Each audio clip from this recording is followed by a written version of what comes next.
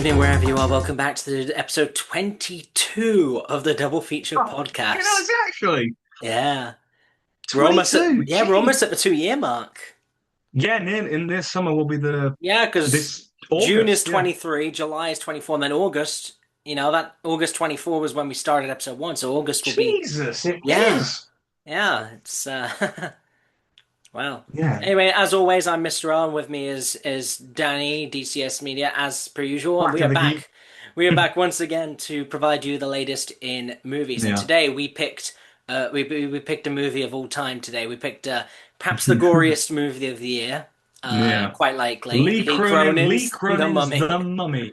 Yes. Yeah, Yeah. This is very gory. because yeah, and the thing is, we were having a bit of a trouble because we're recording this relatively soon after the Super Mario episode.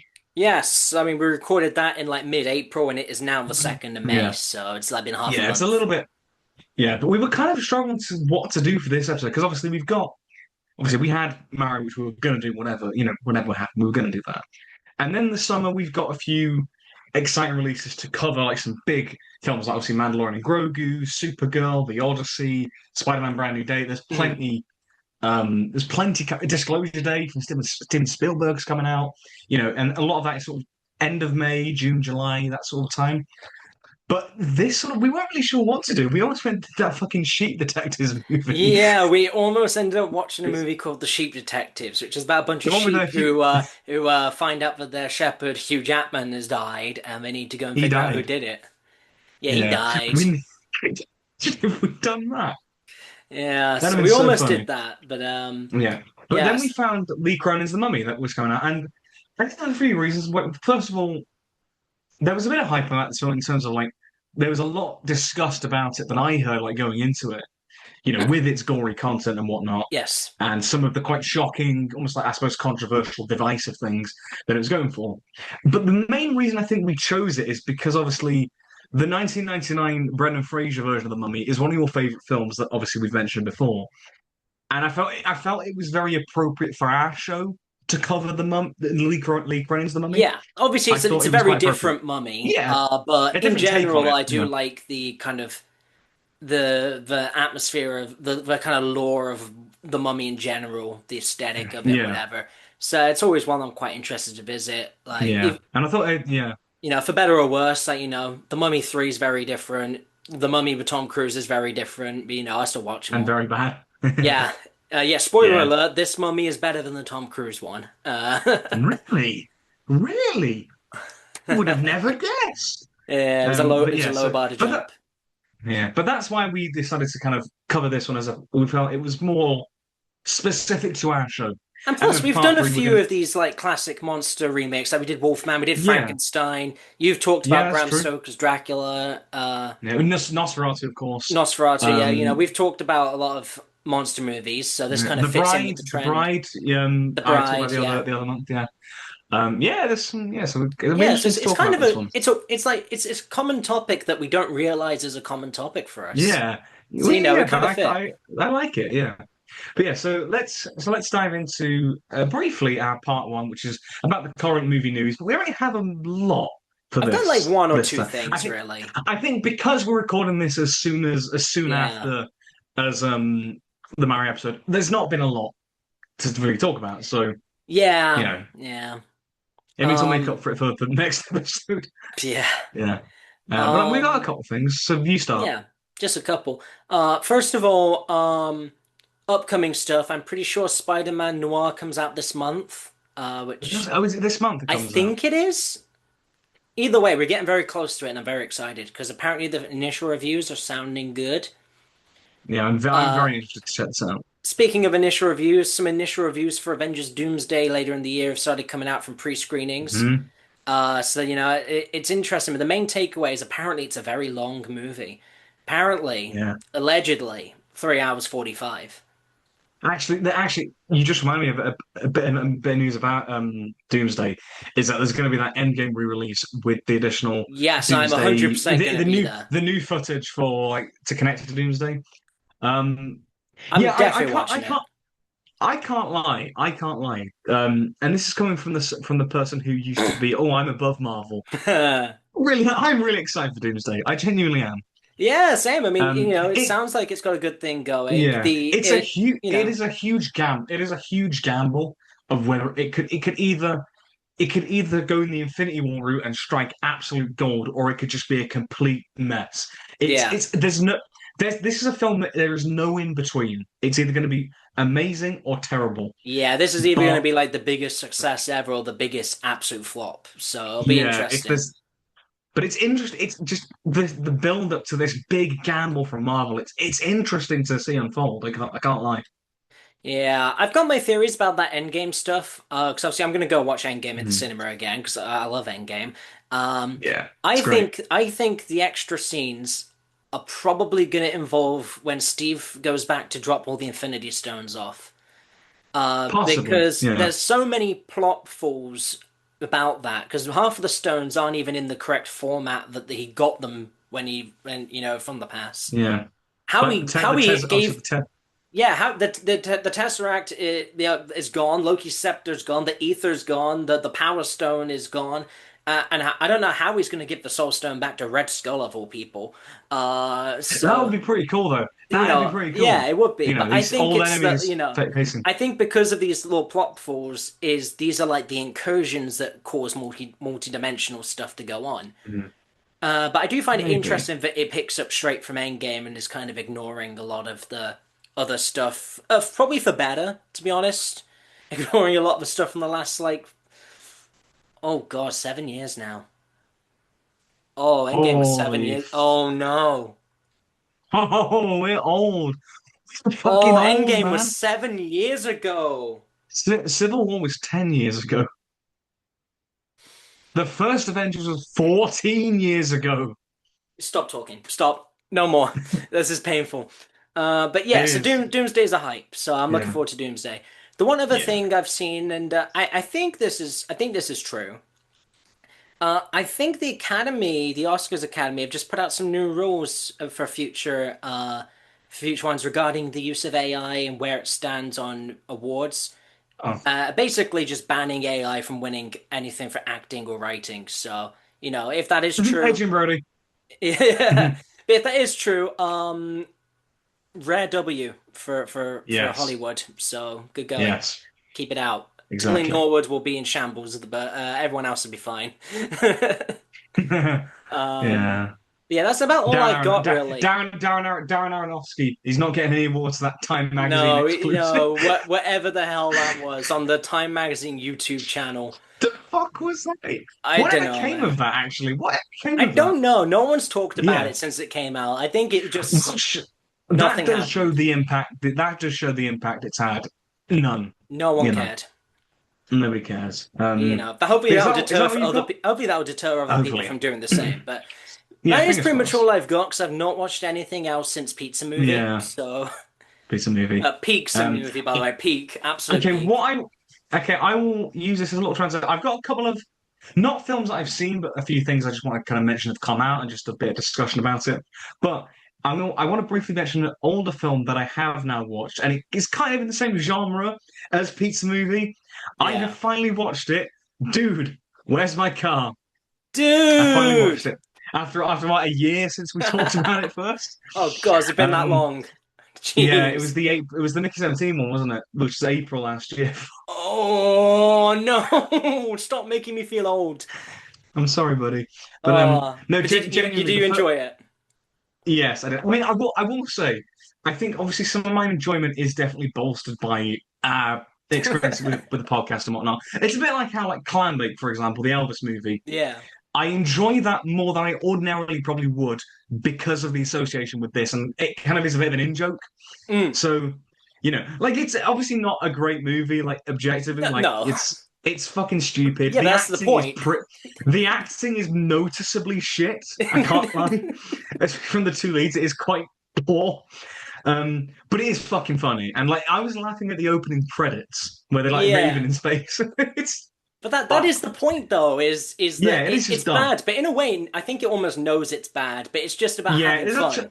there is a charm to it. Mm. It's self-aware, and to be fair, like for stoner comedies, like it is quite creative in the whole alien space technology Sometimes, shit. It's bonkers. I actually think the resolution is really cool when he's like, how many holes in golf did I get? And they're like, how did you know? And he puts them. I think that's actually quite clever, to be honest.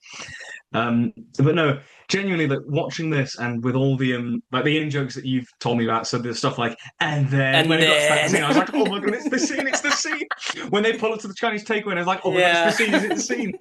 And the oh, what does your tattoo say, dude? What does yours say? Sweet. No, sweet, what does mine say? Um, dude. I think we should get matching dude and sweet tattoos. I think we should. I don't Yeah. intend to get a tattoo, but I wouldn't be opposed to getting temporary ones just to do the skit. I think we should do. I just get like a sharpie and just draw it on your back. I mean, Yeah. that's not coming out though, is it? That's not coming out. No, no, no, no. No, But no, but yeah. it's such But a there were fun some, but film. there were some things that you didn't sort of warn me about. One of which, so there's the bully character, right? Hmm. You know that sort of like jock character, and there's his girlfriend, Christy Boner. What kind of name's that? But I couldn't What tell you everything. what kind of name? That's what is a fucking Carry On film or something? Yeah, Um, yeah. But yeah, I had that's to but give you a few things to surprise you. I couldn't spoil everything. yeah, I just had to give you enough to get you to watch it.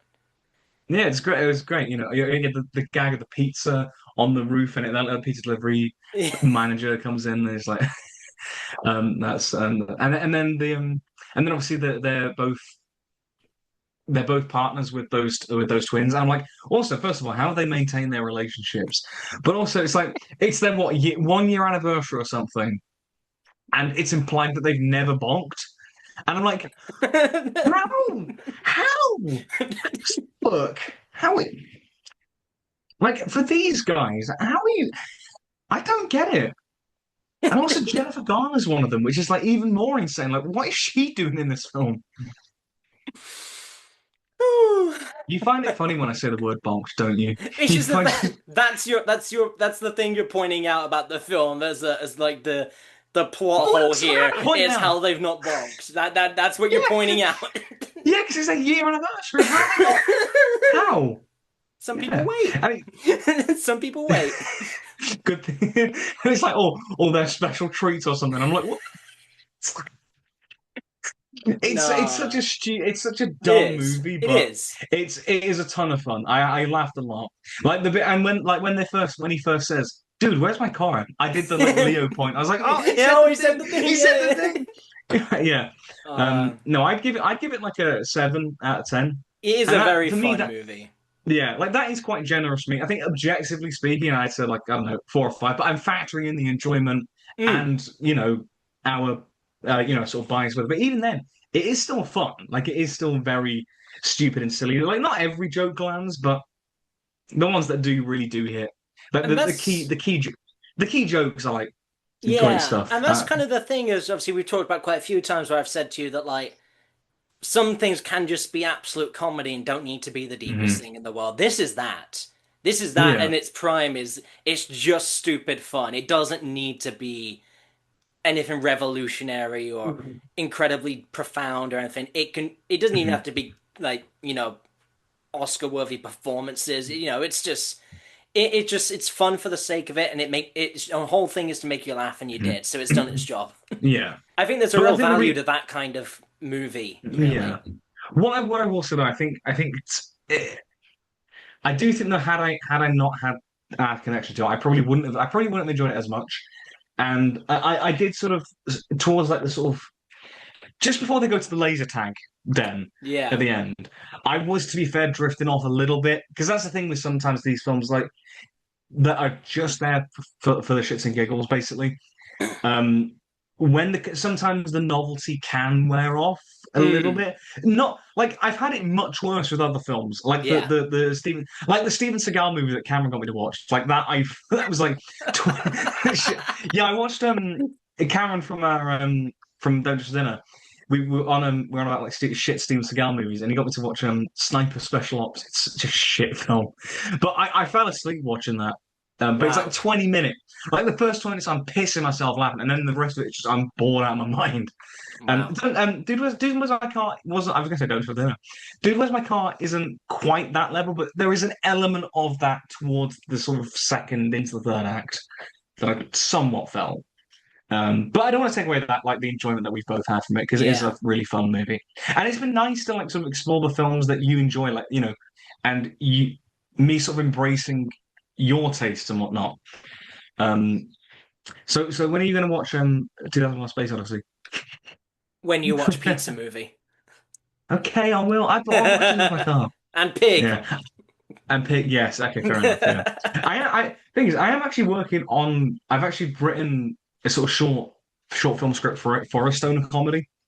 Oh. Yeah, I'm hoping to try and make over the summer from a university and whatnot. But it's sort of like it's sort of taking the mold of like an American 2000s stoner comedy, like Dude Does My Car, but setting it in the West Midlands and having a bit of Okay. like a culture, having a bit of like a culture clash of like and whatnot. I don't want to give away too much, but that's kind of the vibe I'm going for. And I just want to kind of test it out and just give it a try, and that will be something. Hopefully, if I do make that, I will of course promote it. As is most like of my film projects and whatnot. I've got a fair few that are in sort of near completion that I'll hopefully be sharing soon. So yeah, Yeah, well, I mean, if you do make that, we could watch it as a bonus episode. I'd love to see yeah, it. that could be quite fun. Yeah, That's obviously I've told you yeah, I'm working on a thing as well. yeah. You got me to Yeah. shoot some of it.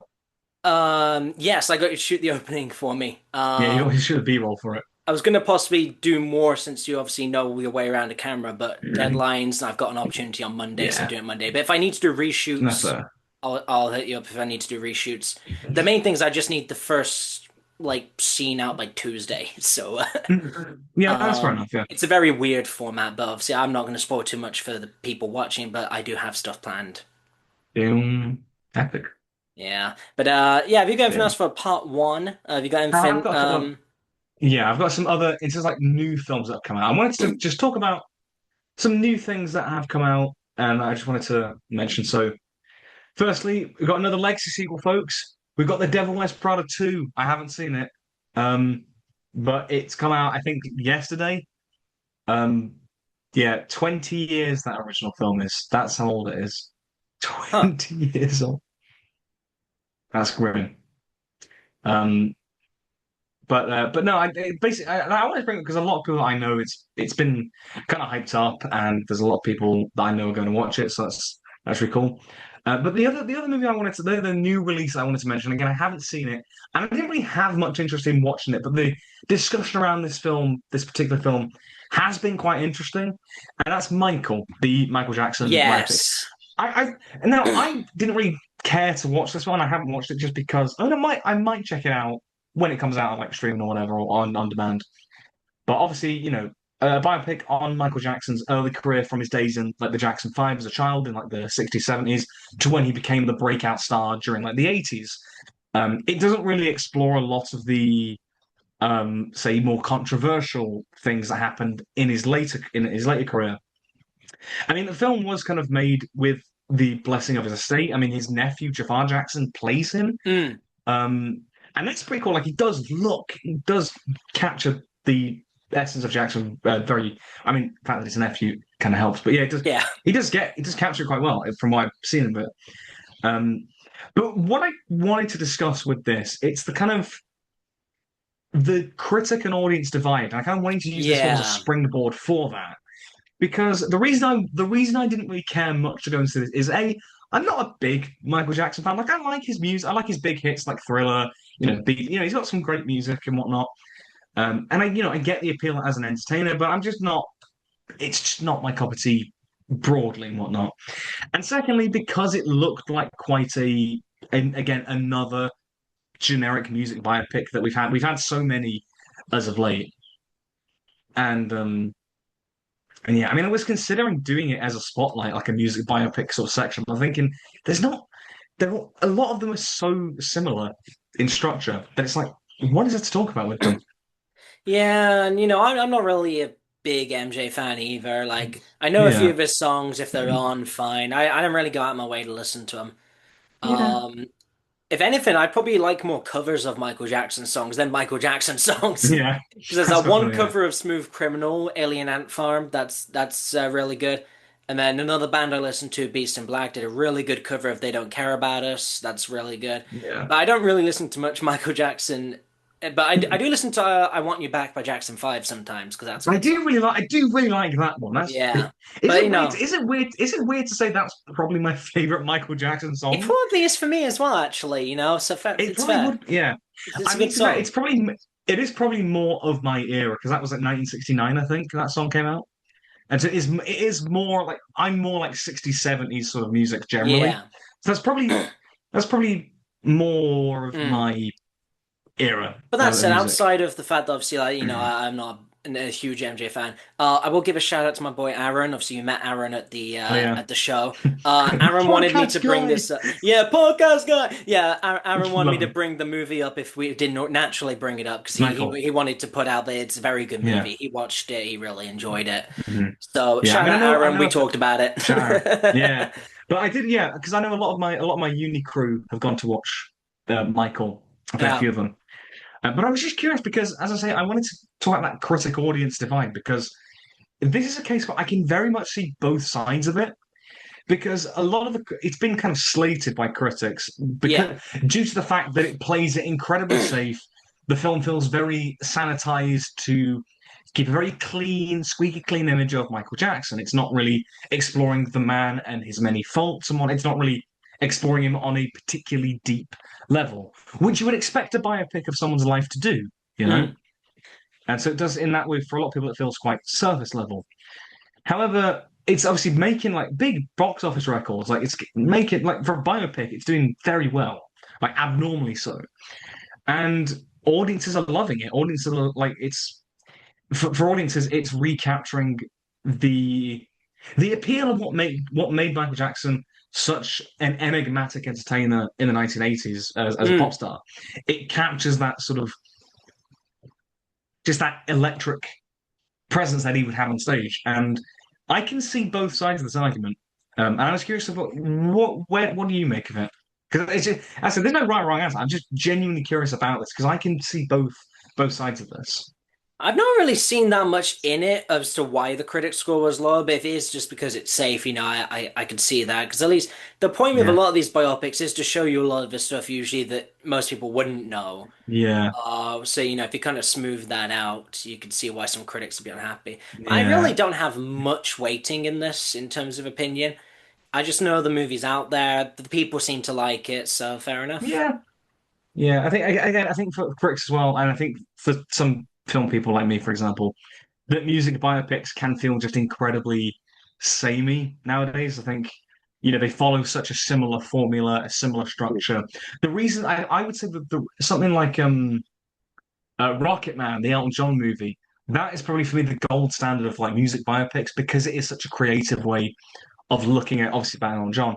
It's such a creative way of looking at his life and exploring his life, his highs and lows. And it's almost like put together. That film is almost like a musical, like an actual like with like choreography and like these dance numbers to his songs, and it's just done in a really creative way. And the visuals are quite, a bit more fantastical, but it's not as literal. It's not as like this happened, this happened, this happened, which a lot of music biopics fall into the trap of. And I would love to see more like Rocket Man, like Elvis. I mean, I've seen bits of the Elvis movie that has that very unique visual aesthetic to it. Now, Um, I've not seen Rocket Man. I have I seen have, yeah. Elvis. I've seen a Elvis was good. fair bit of, I've seen a fair bit of Elvis, like like the montages that Baz Luhrmann does, and like the Yeah. the kind of the way of like how intense the editing is and the vibrant colors and Mm. whatnot. To put you in the headspace of what it felt like for him, this kind of chaotic nature. As and like, Rocket Man does a lot of the same as well. Like, these like the visualize. So there's a bit where Elton performs at Dodger Stadium. He's performing Rocket Man just after he's recovering from a drug overdose, and it's like this hype that he's at his absolute lowest point, and then and then in the performance he like literally shoots off into the air like a rocket. A bit CGI, a little bit ropey, but it's that more fantastical way of expressing those emotions of what it feels like. And that to me is more interesting than just this happened and this happened and this happened. You know, for me that I find that more interesting. And I wanted to use the Michael Jackson movie as a springboard for that kind of topic. Even though I've not seen it, I think the critic and audience discussion around it has exemplified that sort of Mm. feeling.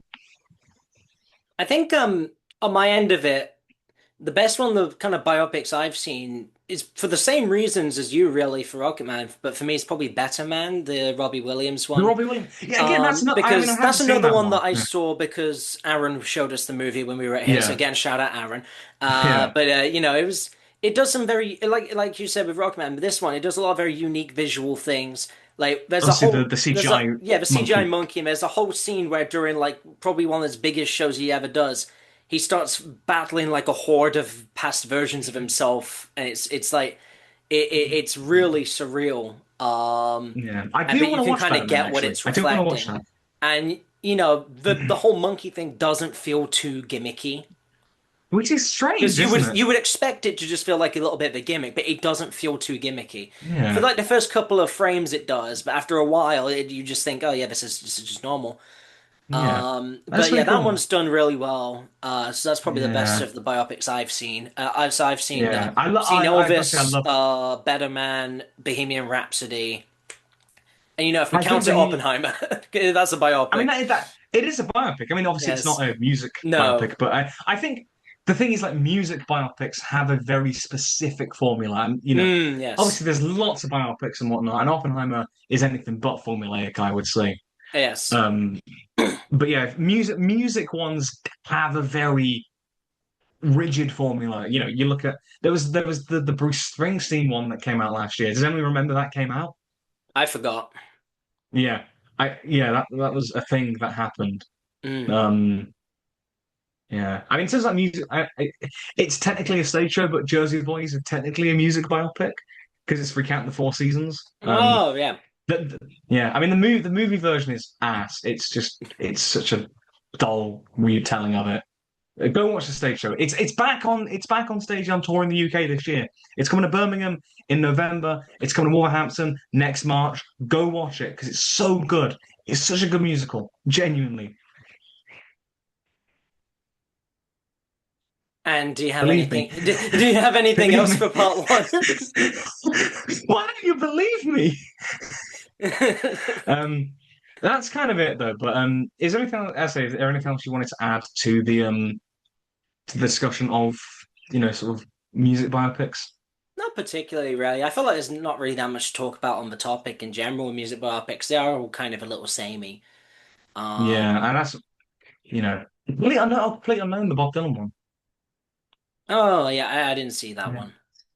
Yeah, but you think like 2024, 2025, obviously there was that Bruce Springsteen one. There was the Bob Marley one in 2024. There was Back to Black, the Amy Oh Winehouse one. yeah, I until forgot about looking at half of this these. letterbox, yeah, until looking at this letterbox list, I'd forgotten half of these, and it shows how little of an impact some of these actually do make Mm, because they're just that dull and just the Whitney Houston one. There was that one that came out like a there few years was, ago in 2022. I want to dance with somebody. huh? Again, you know, yeah, again, I've forgotten half of these. Yeah. But yeah, stuff like Elvis, Rocket Man, Better Man, they seem to be the kind of for like modern biopics, they seem to be the sort of the bar you want to reach for me. Mm. But that's all I've got, and I wanted to just discuss that and use the new Michael Jackson movie and the discussion around it because I did. That's the thing. I did not expect it to have that impact. To be honest, I was surprised by that. Um, but yeah, I thought it was interesting to talk about. And with all that said and done, that's all I've got for Welcome to part one. part two. It's mummy time. It's my I oh, like the part where he said it's mummy time and then mummy's all over everybody. 'cause that just sounds wrong. That just sounds really weird. No, not for this movie. You can say it's Pete. You can say for pizza movie, it's pizza in time. You can say for other movies, it works, but not for this shit. It doesn't work. It does So, not work. this was one of the goriest movies But I've yeah, seen in a while. fuck yeah. Obviously, spoilers. Barring maybe the Terrifying movies, this is the most gory thing. And yeah, like you Maybe said, yeah, spoilers. It's a spotlight. We do spoilers. yeah. But yeah, barring maybe the Terrifier series and some Saw films, this is probably the goriest thing I've seen. And even then, Saw films might have more blood, but it's not as like bleh as some of Nas, this was. Nas, yeah. The Like toenails. God, that I could barely watch that. like the skin peeling off the leg. It's no, I couldn't watch it, man. like as I've I say, never I mean, I felt love, this close to throwing up from a movie. yeah, As someone who it's doesn't throw up like ever, this was the closest I've been it is with a movie. It was nasty. gnarly. I've obviously seen some of like the like your 80s sort of body horror movies, like The Fly, like stuff like that. Obviously, Yes. that's fucking disgusting as well. But this is on a whole other level. Because I think those like 80s horror movies, there is an element of it's like all this effect work. It's still nasty, but that they're just effects. Mm. Here it feels so brutal and so realistic that it's actually disgusting. Um, and you definitely won't forget it for a while. That said, I would like to start with the fact that this movie may have the stupidest characters in any movie in a long time. Like these people are so dumb. Like the main guy's the only one with any sort of brains. Like, yeah, why? Yeah, she's clearly not well. Why would you keep her in your own home when she keeps causing the stuff to go wrong? Just saying no, keep her in hospital a little bit longer, make sure she's okay, and then come home. Let's not bring this creepy possessed kid home to a house with Yeah, other kids. And then the wife it is is a like, no, she bit has to stay. We have to keep her. it And is a then when bit now dumb. I don't talk during movies very often, but when she eventually said later on in the movie that she needs to leave, meaning the kid who's the mummy needs to leave, I said, "You think?" Because at that point, it's like, yeah, she needs to go. She has to go. She's been here too long. She's Oh, already brilliant. killed your grandmother. She needs to leave. God damn. Just Stupidest imagine you character. doing that. It's brilliant. Uh, but Um, um, but yeah. But overall, though, I did enjoy it as hard a watch mm, as it was. I've got more enjoyment out of the stuff where it was like actually trying to figure out what had happened to Katie and what the curse was mhm. and what like this version of the mummy really was. Because obviously it's a very different Yeah. mummy to the mummy Yeah. I know. It's a completely different story. So I was interested to see what they were doing with it. That was more Mhm. interesting to me than the stuff going on in the house, which was basically the Exorcist Egyptian edition. Yeah, Um, it did. Yeah, I think for a lot, and then towards the end as well, it kind of almost became just like a zombie movie in a way. in a way, yeah. Like with all the other characters, you get sort of like taken over. It's like it kind of just became it basically just became like Evil Dead meets the Yeah, Mummy. I've And I heard a think lot of people call it a mix between Exorcist and Evil yeah, Dead. the Lee Cronin also directed one of the Evil Dead sequels, one of the recent ones, I think. Well, that would make So sense. you can see some of that influence there. But yeah, so I guess like my kind of overall statement on the film is it is a bold film.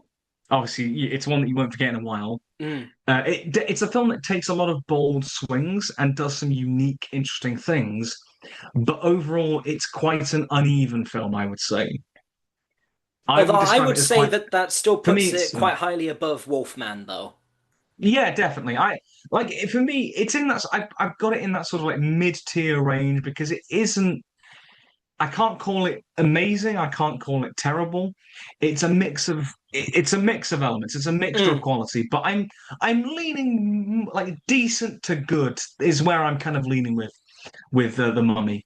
I would say, because as you said, like this is obviously a very different take on the Mummy sort of story. And I think what's interesting about it is the whole angle of the Mummy possesses the daughter of our main characters. So you've got Charlie and Larissa there, this couple and whatnot. The mummy is their daughter, and whilst they're obviously it's a horror movie, it's this sort of like family drama of how they try to. It's to me, it's interesting of how these characters have to navigate this because in their heads they probably, as you mentioned, I know you were saying they are stupid, and yes, it is a bit stupid that they do take her home.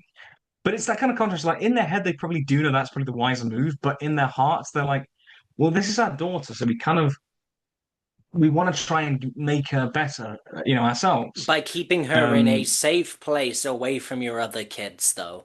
it's like it's just Movies aren't realistic.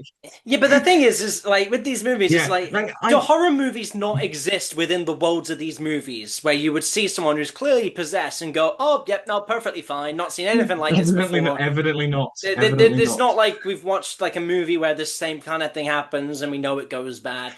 I don't know. Do they just not Scream exist? exists. Scream exists. That does that.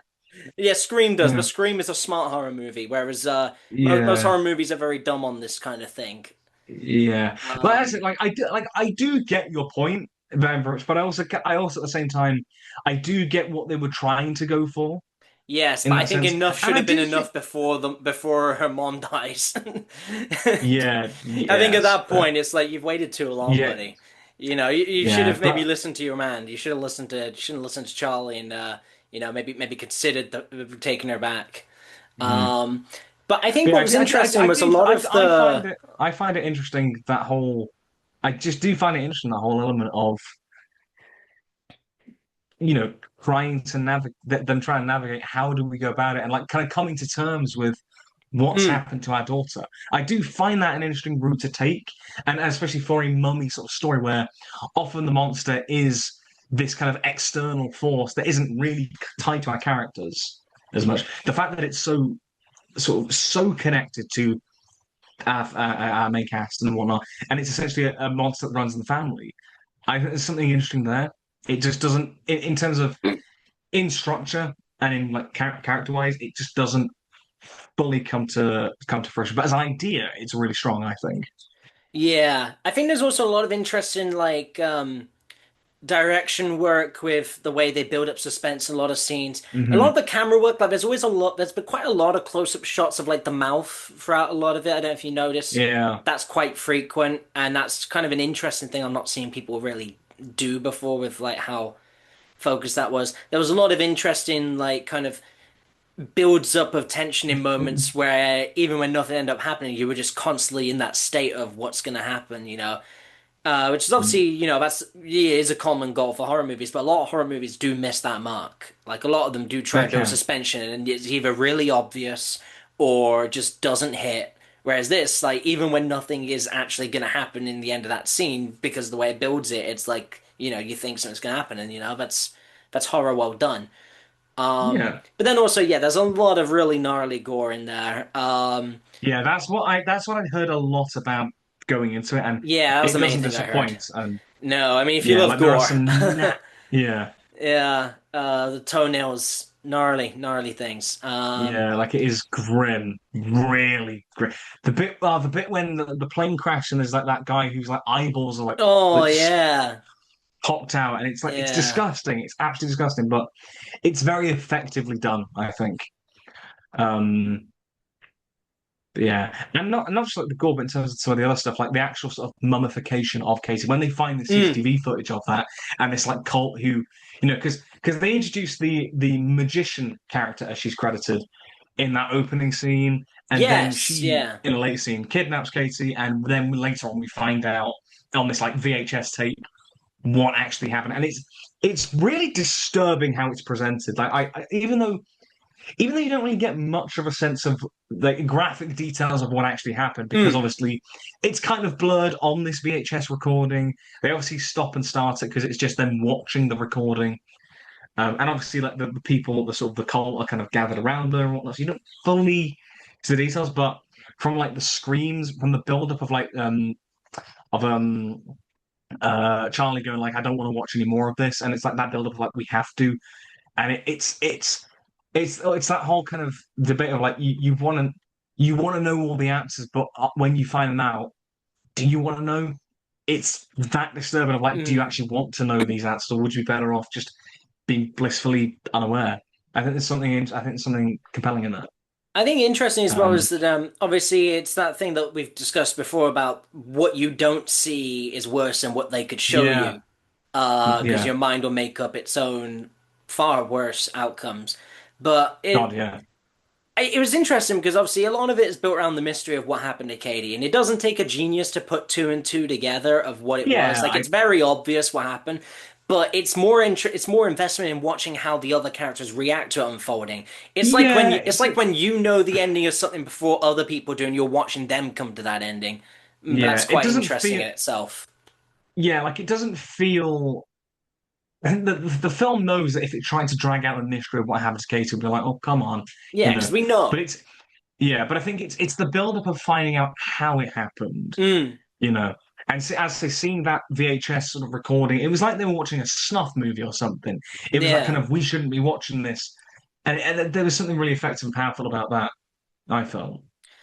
Although that is Um, another thing, though, is that the policewoman who brought that tape to them might also be the dumbest character in the movie. Because why not just ship the tape over? Why go all the way there yourself, not tell a single other police agent in Cairo or in America that you're going there, and just turn up and put yourself in the space of danger? It seemed like a really dumb move on her part not to like get more people involved, get more authorities involved who can help like deal with Katie. It who seemed knows? it seemed like a pretty dumb move. Uh, but Yeah, at least you could have just like sent some like police and medical people to there while you were on your way and just say, oh, by the way, I'm going here. There's a thing going on. Might want to come have a look at it. I Might be a need little bit of a problem. casual. It might be a little bit of a situation. Officer, we've got a problem here. There's a bloody mummy on the loose, isn't there? I don't know why I turned it to Michael Caine then, but there's a bloody mummy here. You're only Uh, supposed to blow the bloody doors off. Michael Caine going to find the tomb of a mummy and whatnot. They break the sort of the coffin down, break the coffin door off. You're only supposed to blow the bloody door off. Isn't it? I want to see that now. uh, Please tell me there is a mummy movie starring Michael Caine. Please, somebody's got. So there must be that. Um, I'm just waffling. I'm just waffling. but yeah. So I don't know. It was What I another do dumb have, move, but yeah, ultimately, it I do worked have as it I needed do have to another, be able to have the resolution that it yeah, wanted. Obviously, they and had to watch the tape. She had to be there, but yeah, and for that, I like obviously for the dramatic impact of it as well, which maybe doesn't make all logical sense, but that well. yeah, One thing I will, there's one critique though I do have, like kind of a broad critique of the film, and that's the structure of the film that I found really odd. And I don't know if you felt this, but I felt particularly towards the beginning of the film didn't feel like it could settle for a lot of it, and I couldn't. It took me a while to really get invested in it. And what I mean by this, so I'm going to take sort of the first few scenes and whatnot. So you have that first scene where it's the magician character and her family. I guess it's her family or whatever. They go to that like old creepy house and they find the tomb and yeah, that one guy gets killed and she sort of unleashes the power, whatever. Then it cuts to Charlie and their family. They're in they're in Cairo at that. Yeah, they Cairo, are in yeah, Cairo at that point. At that point, and it's where Katie gets kidnapped initially and whatnot. And there's that whole thing of like she's gone missing. Then it cuts to like 8 years later, and they're back home, and it's like what? And the film kept doing that, where we just kind of kept jumping from scene to scene, and it felt quite rigid. It felt quite abrupt when we would go from scene to scene. It didn't really flow particularly naturally for me. And I felt, and I could sometimes feel like sometimes when I was getting really invested in a moment, it would just cut to something else, um, quite abruptly. I don't know. It just, I don't know. I don't know if you noticed that, but for me, it felt like that, and I just found it quite odd, and it sort of stuck out to me. I mean, there's one bit I think it was kind of punctuated. It cuts to black, and then the next scene they're playing "Blinded by the Light" by Manfred Mann, and I mean, I love that song. I do love that song, but it was like fucking hell, what's going on here? Um, but yeah, I just it was a very oddly structured. I think once the second half of the film came in and they kind of settled in the main house and whatnot, and the conflict is kind of more clear, and the scene started to flow a bit more naturally. But the way they were setting things up, it felt a bit clunky. I can't lie. At least yeah. just I for would me. have, I would have been interested to see like after Katie got missing, a bit more time where they would try to actually find her. Because otherwise, you're kind of just Yeah, led to believe that, 8 years have passed, they kind of gave up straight away. yeah. It's a little Like, bit. It's you want to but see yeah. him Again, fight I a think little bit more for a resolution before yeah. No, jumping in. I think you're right. Actually, I think that's probably why I felt a bit. I felt a bit abrupt for me because it just sort of went from she's disappeared. oh, now we're 8 years later. And it's like, what happened in that time? Even just showing like even just like a little montage of like the her brother growing up without her or something, or like the parent, grieving or trying to find some resolve for it. I don't know. I think something could have been done to sort of bridge that gap and make it just, yeah, I said, just make it flow more organically. But as it stands, it is a little bit clunky at the start of the film. But I think I think you're right. I think you've hit the nail on the head of what I was kind of mm, feeling with it. I think as well, a lot of times the tone was interesting because obviously it's a horror movie, but some scenes were actually kind of funny in a way. Like for example, you know, Katie does that whole thing where she basically lobs her grandmother out the window, and then as soon as her mom comes in, she's just back in bed, just sitting there like nothing's happened. It's like, Yeah, what? yeah. What do you There mean? is there is some like dark humor to some of it. Yeah, And it's like, they're bringing her in. It's like, oh, we're gonna bring you to meet your family, and then you're just casually lifting her up the stair wheelchair, and she's just staring there like, and it's like, why? It's just the fact they brought this home to their kids. It's just like there's a little bit of a dark humor to it in some places. And sometimes as well, it is just the kind of the stupidity of some of the decisions that the characters make. I did find kind of funny. But that said, obviously, after Katie threw her grandmother out the window, the gore on the coyotes eating her was very, yeah. That was vicious. Yeah, yeah, because she lands on like the windscreen the of the car, car, doesn't she? yeah. And then she With the other rolls characters off, inside. and the others are Yeah, gonna it's get out to help, but then the coyotes are there, yeah, it is pretty nasty and brutal. so they've just got to watch. Mom's just got to watch from up there, and she's just sitting in bed like. Yeah, there is definitely some like humor to that, I think. Yeah, it's a really dark humor, but it's kind of interesting. I don't know whether that's intentional to hit those kind of notes of that, or if that's just me and Yeah, I need to maybe. seek help. But No, I need to seek help. No, you are fine. You're perfectly fine. I do like it when like horror movies can juggle horror and comedy because like you would think that they are completely incongruent to each other, and they just wouldn't blend. But Mm, you'd be surprised of how many horror films can incorporate humor in a variety of different ways. And yeah, I always like seeing how that is done. But yeah, but yeah, I think it was an interesting film. We got out the cinema because I went to watch it with my parents, and yeah. we Oh got my out the God, you're watching with your cinema. parents. And my mum said, that Jeez. is not how I wanted to spend my Thursday night. And so there was a member Uh, of staff outside who must have just got out cleaning a different screen. They said, put it on the poster then. Well, we'll put that quote on the poster. Brilliant. I mean, I watched it at the a bit of a special screen. I watched it at the it's the new Lockwork Cinema in Wolverhampton. Oh, yeah. That's where I watched it. Yeah, and I would actually like unironically, if anyone is in the West Midlands area and like sort of local to Wolverhampton and that kind of area, I would highly recommend going to the Lockwork Cinema. It's a great little new independent cinema chain that's opened sort of end of last year.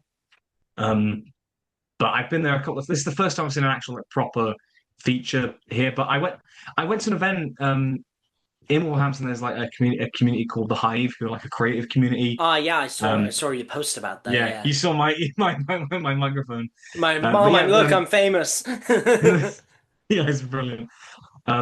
But yeah, the Hive they do some like events the sort of every month, like around every month. They do them at the Lockworks, where they're like like a hub for like creative filmmakers and whatnot to sort of connect and network. And I went to like a screening they did a few months back of some short films and really great stuff. So I'd always recommend like if anyone is into sort of that kind of that scene like I am, of filmmaking and sort of local independent creatives and yeah, I'd recommend like stuff like the Hive Network events because they're really good, really good.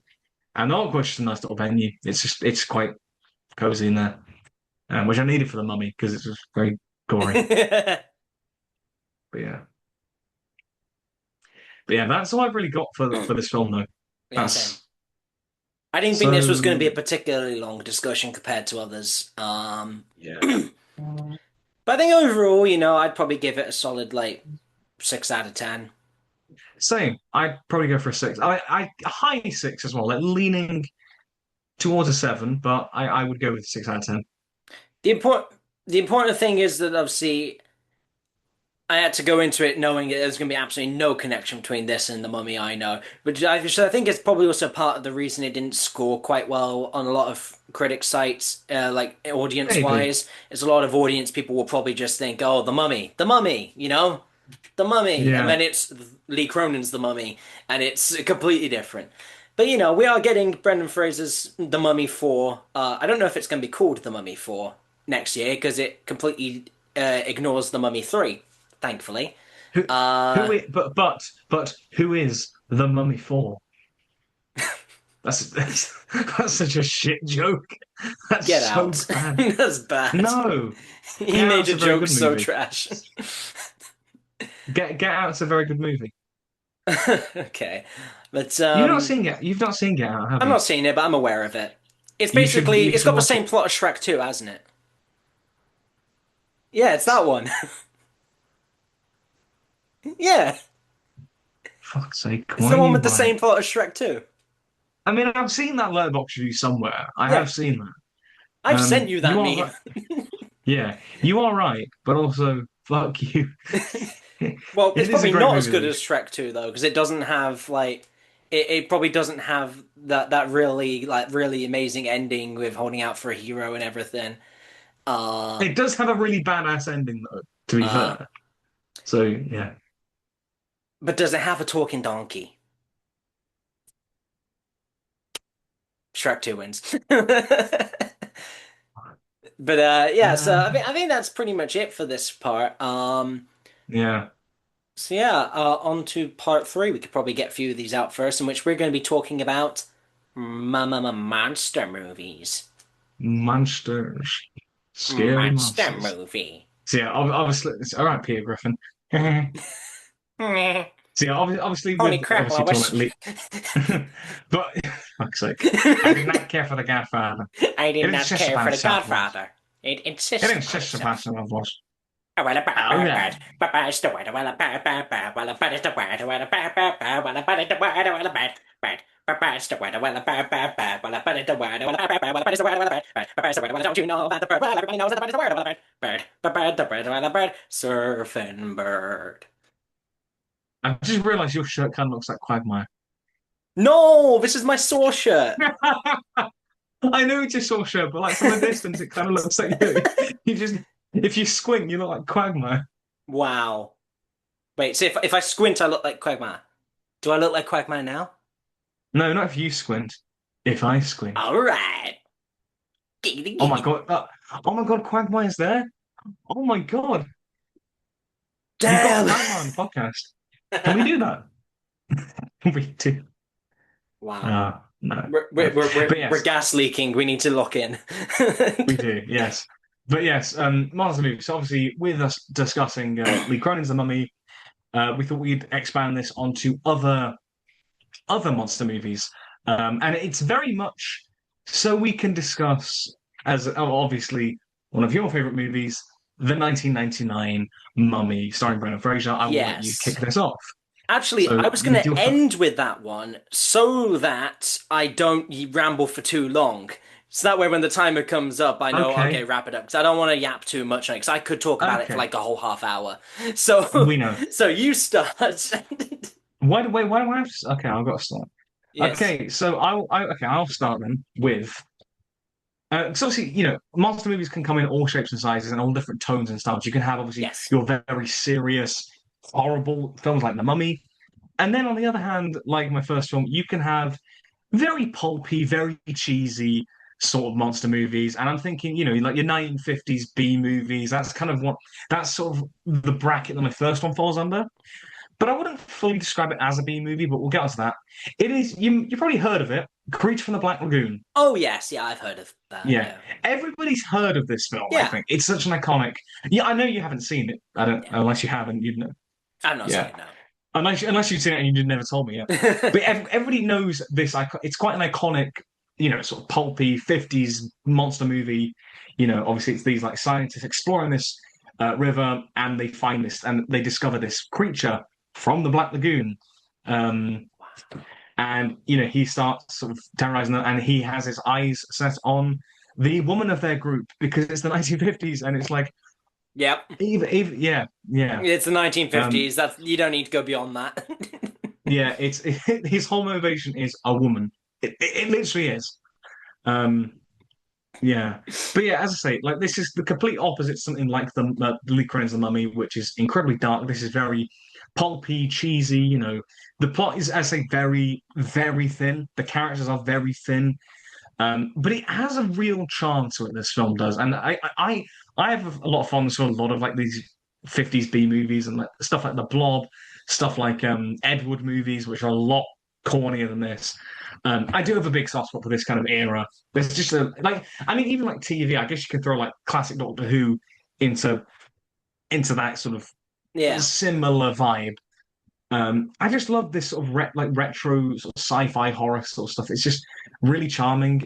But also, I think Creature in the Black Lagoon, this does stand above a lot of those other kind of crappy B movies because there is some genuine technical merit for the 1950s. Obviously, you've got the actual creature design, um, which is a genuinely impressive bit of practical makeup effect for the 1950s. Like the actual costume and the look of it, it's a very striking, as like iconic design, and it is immediately recognizable.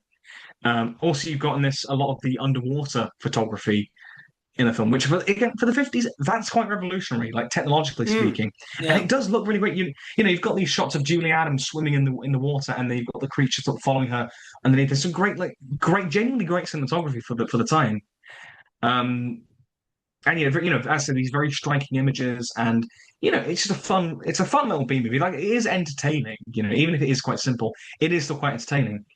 But it's the impact the film has. I say, like, we all know about this film. It spawned plenty of sequels and reimaginings, and you look at something like The Shape of Water, which obviously I talked about, you know, um, a good while ago in the Oscars episode. Best Picture winners. Um, yeah, that made best. Yeah, Yeah. it was a Best Picture winner.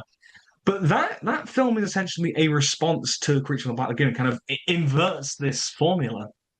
Um, by sort of showing it from the perspective of like the fish person and the woman, and it's like the kind of the humans who are like the proper like good guys in this one in Shape of Water, they're like the bad guys. It kind of twist that formula on its head, and it's just interesting to see the impact that a film like this. It's a very simple but effective little film that has had that lasting legacy, and I wanted to kind of want to spotlight that. Yeah. Mm. Just to spotlight a 50s movie, you love it, Yeah. but also not an obvious. I don't think it's an obvious one. Well, maybe to a degree it is, but I don't know. Of the era, perhaps, but broadly speaking, in pop culture, maybe not. But Yeah. but yeah, just a really a fun little film. I enjoy it. Anyway, your next film. What do you got? My Oh, next your first film. film, rather. Yeah, my first film. So I'm going to talk about a movie. It's a series that we've discussed before. It's the first of its series. I discussed the newest Is it Transformers? installment. No. No, no. I discussed the Why? newest installment on account of it being by a director who I quite enjoy. However, the first one is directed by Jim from The Office. So this is Quiet Place Oh, by quite. John Oh, Krasinski. the first. Yeah, I love. I've seen the. I Obviously, have I've seen the talked about first. Day One on the Yeah. podcast, the newest Yes, installment. that's it. Yeah. Same director as Pig, so there's the link. But yeah, so the first Quiet Place movie, because I don't remember the second one quite so well, but the first one is very good. Even I, just I down have to seen like, I have seen the first film, yeah, you've seen and it, I like that opening and I scene do. where the kid's got the spaceship and he drops it and makes the noise, like Yeah. that sets everything up without having to say how everything works. Like you just show it Yeah. in a very devastating way, and that sets the tone. But also like it's a really good movie like with small cast all trying to survive these monsters that basically hear all noise, so you have to be hmm absolutely silent.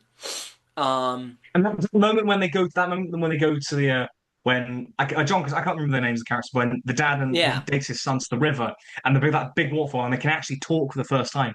It's a really cathartic moment, weirdly, where it's like finally they can actually talk to each other. yeah, Um, yeah, it's because really obviously interesting. Yeah. they have to be quiet all the other time. They've like learned sign language and everything, I think. But then Yeah. back there, they Obviously, of can course, actually one of the like they can like scream and no one's going to hear them because of the waterfall, yeah, so they're safe. of course, one of the actors playing their daughter, Millicent Simmons playing their daughter Reagan. She is a deaf actress in real life, and obviously the actors all learn sign language from it. It's a really again, that's a really great way to incorporate, to having like a mainstream horror genre film to have disability represented like that. Yeah. That's really fucking cool, you know. And also, it's And in where a it's not like, situation where it benefits the plot rather than yeah, just being like forced in. Like, that's the logical solution for you can't talk, is to learn mhm, sign language. So, it makes sense.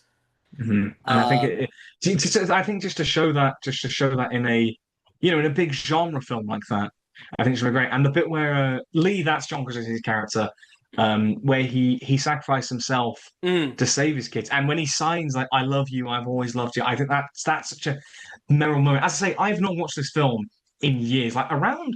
Because I remember it coming out, and I was too young to watch it then.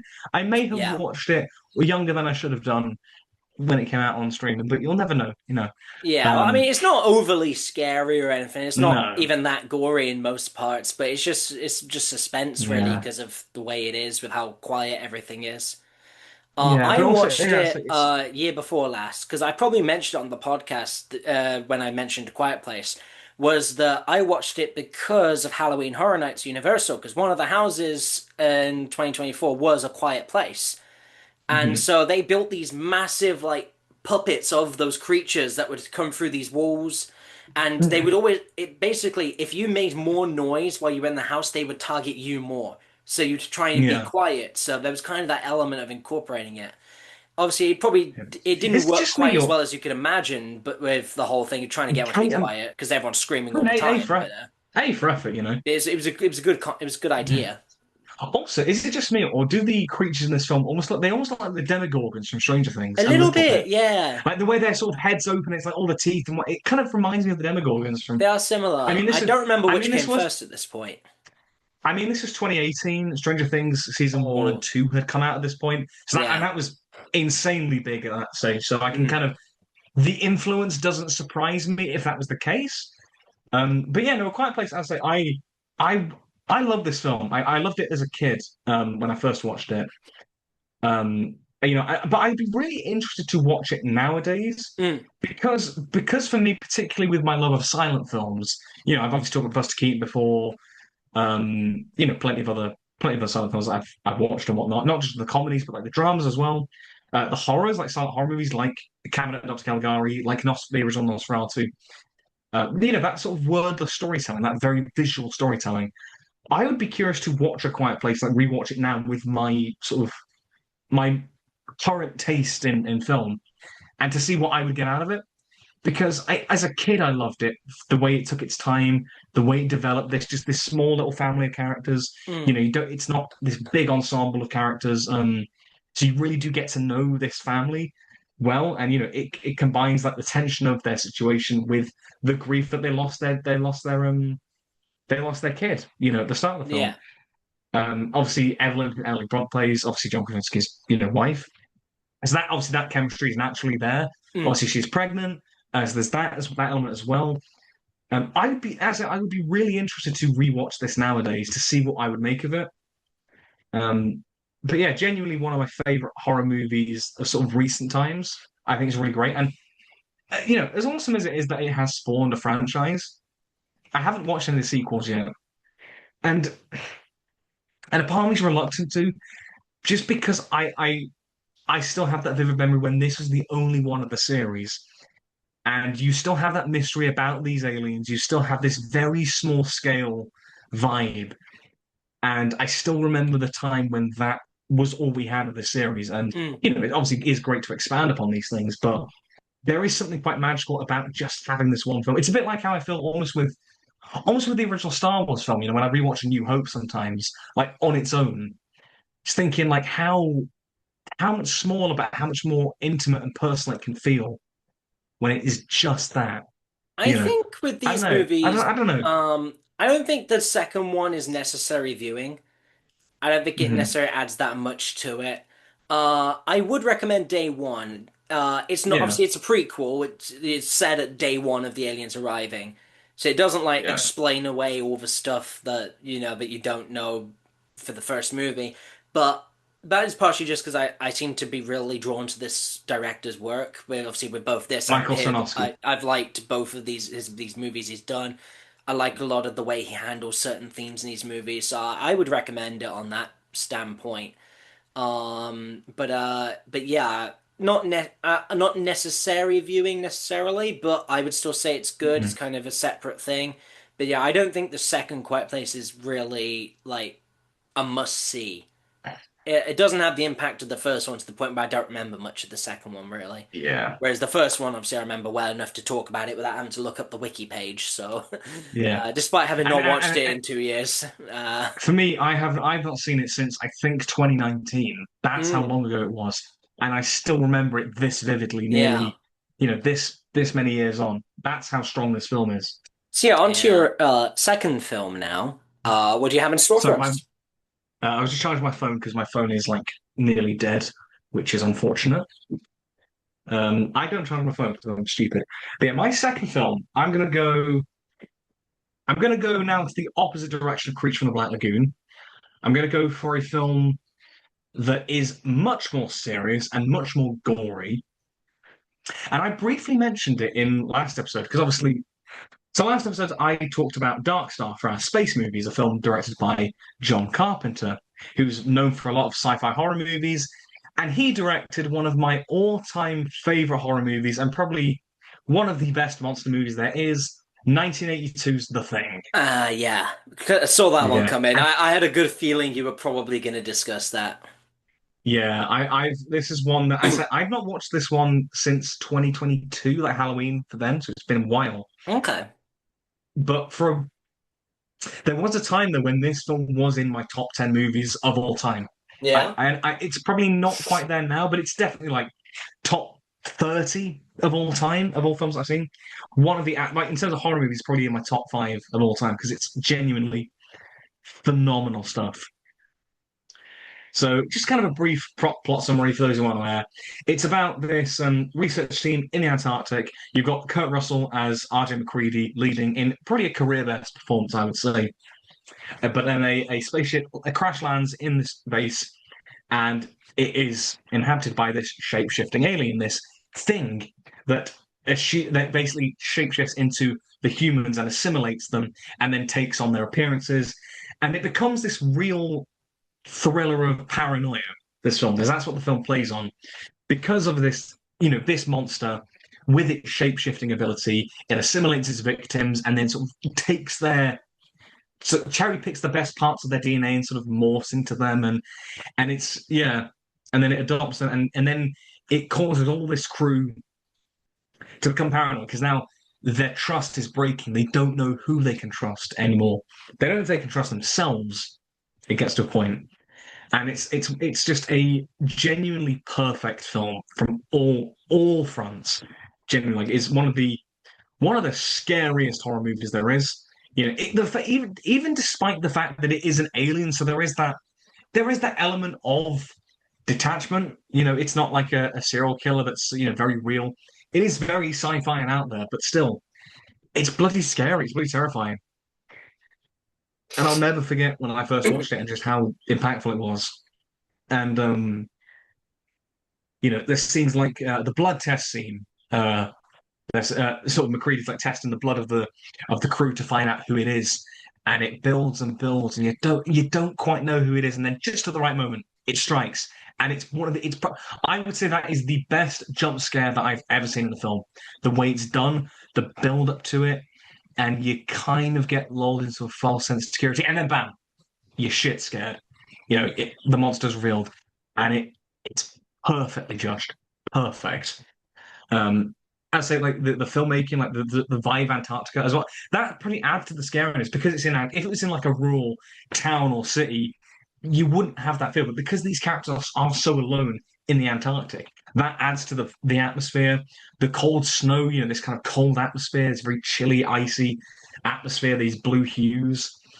It adds to this like really unique aesthetic, and that really it has this great atmosphere to it.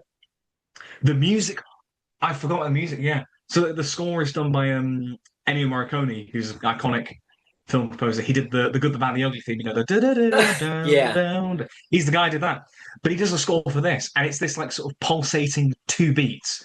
To me, it almost sounds like a heartbeat because it's like this sort of synthy, but it's like the dum dum dum dum. But it's this constant beat. It almost for me is like that's the heart. What I read that as, that's almost like the heartbeat of the creature. That's what I sort of see it as. And when you view it through that lens, that's such an effective score. It's so minimalist, but it's like the Jaws score. It's so minimalist, but it's so well done. Um, and then obviously we mentioned with the Mummy, the practical effects on this.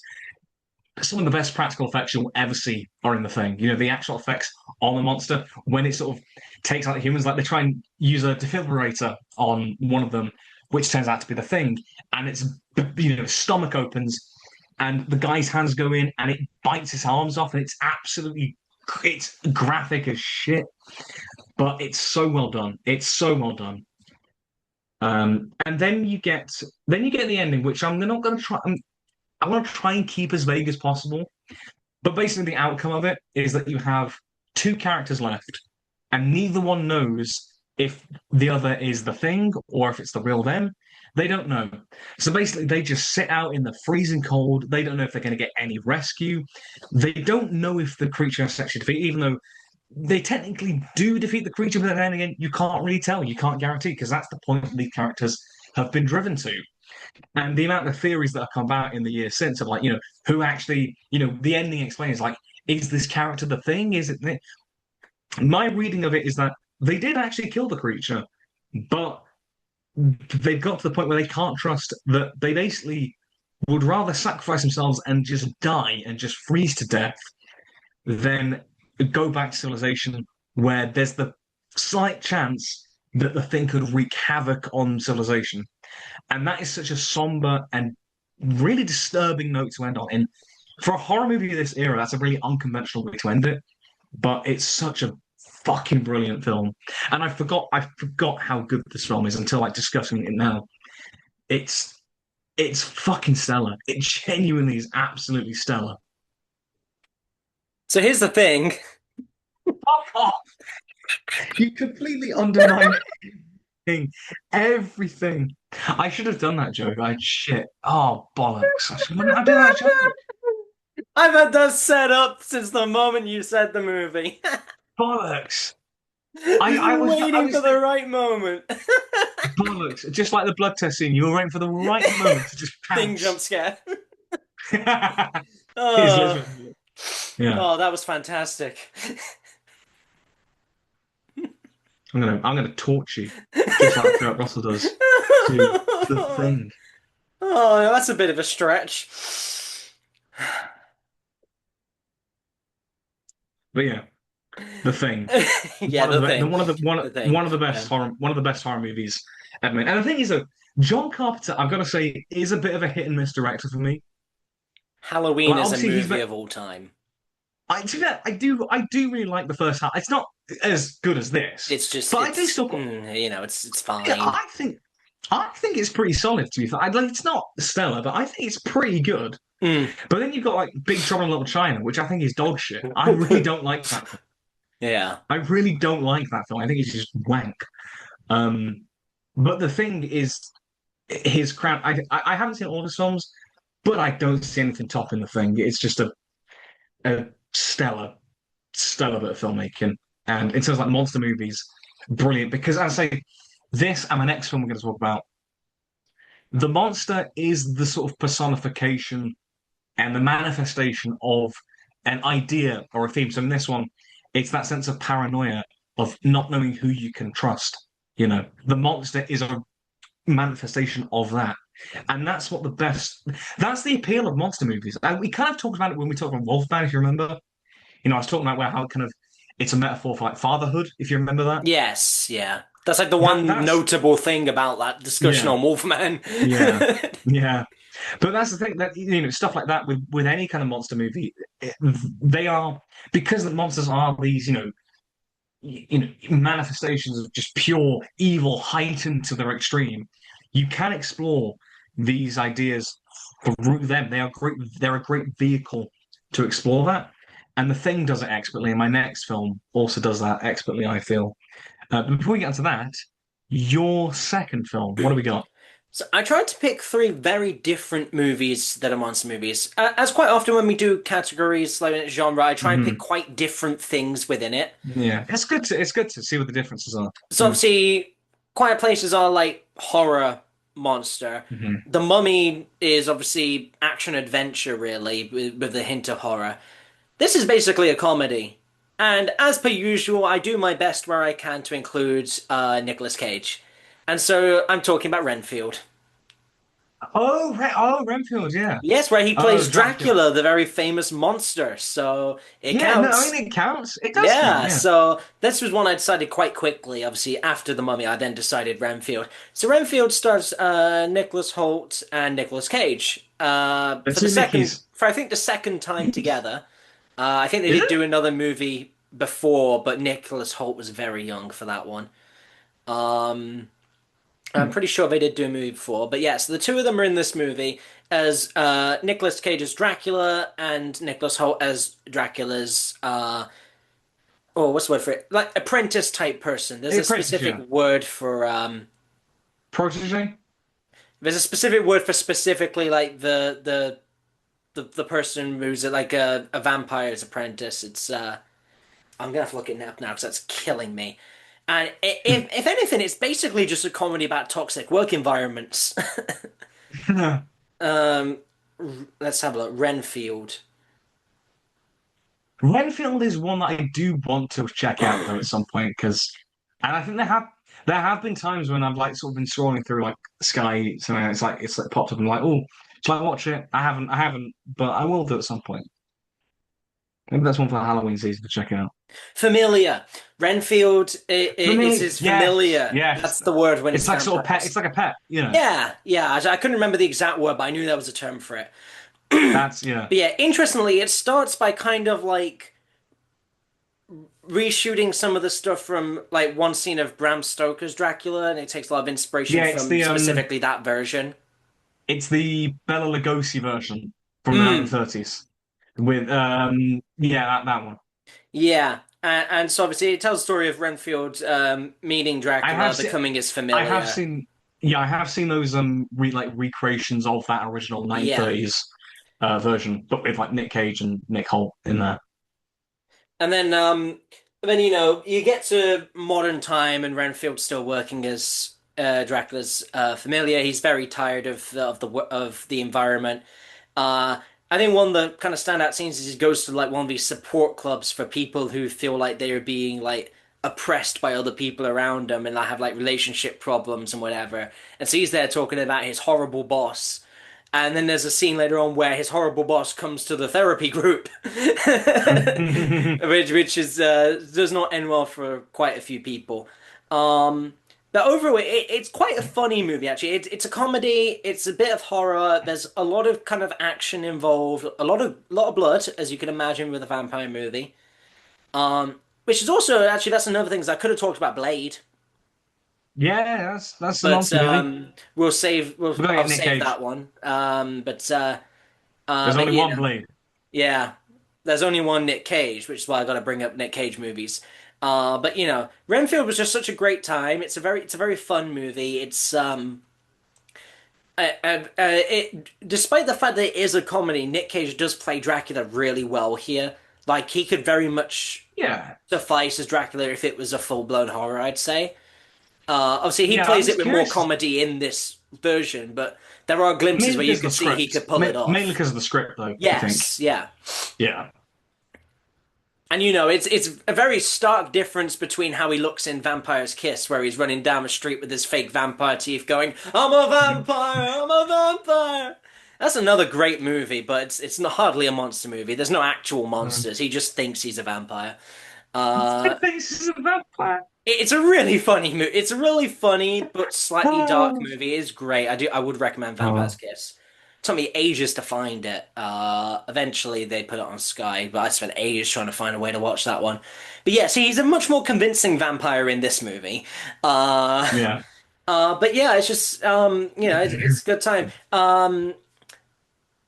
I think it's also got what's his name? The guy who voices Sonic the Hedgehog in the Sonic Ben movies. Schwartz. Ben Ben Schwartz. Schwartz, yeah, he's in it, and because I know him from the TV series Parks and Recreation, so I just Yeah, think of yeah. him as this character Jean Ralphio like the whole time. It just makes it funnier. Jean Ralphio is just a druggie now, but but I just know him from like a lot of his voice. I love his voice work. Like in I think he's in DuckTales. oh yeah, Um, all kind of like voiceover stuff.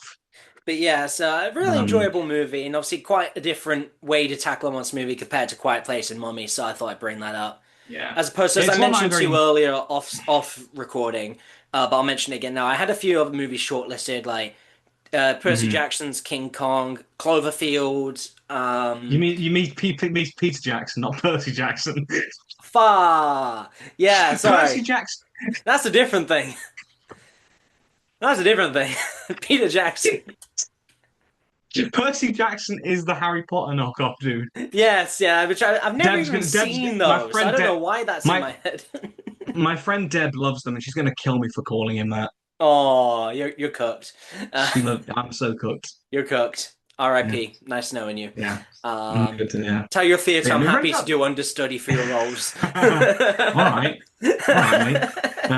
But no, Red Bull is one that I am definitely curious to check out because it does look quite fun.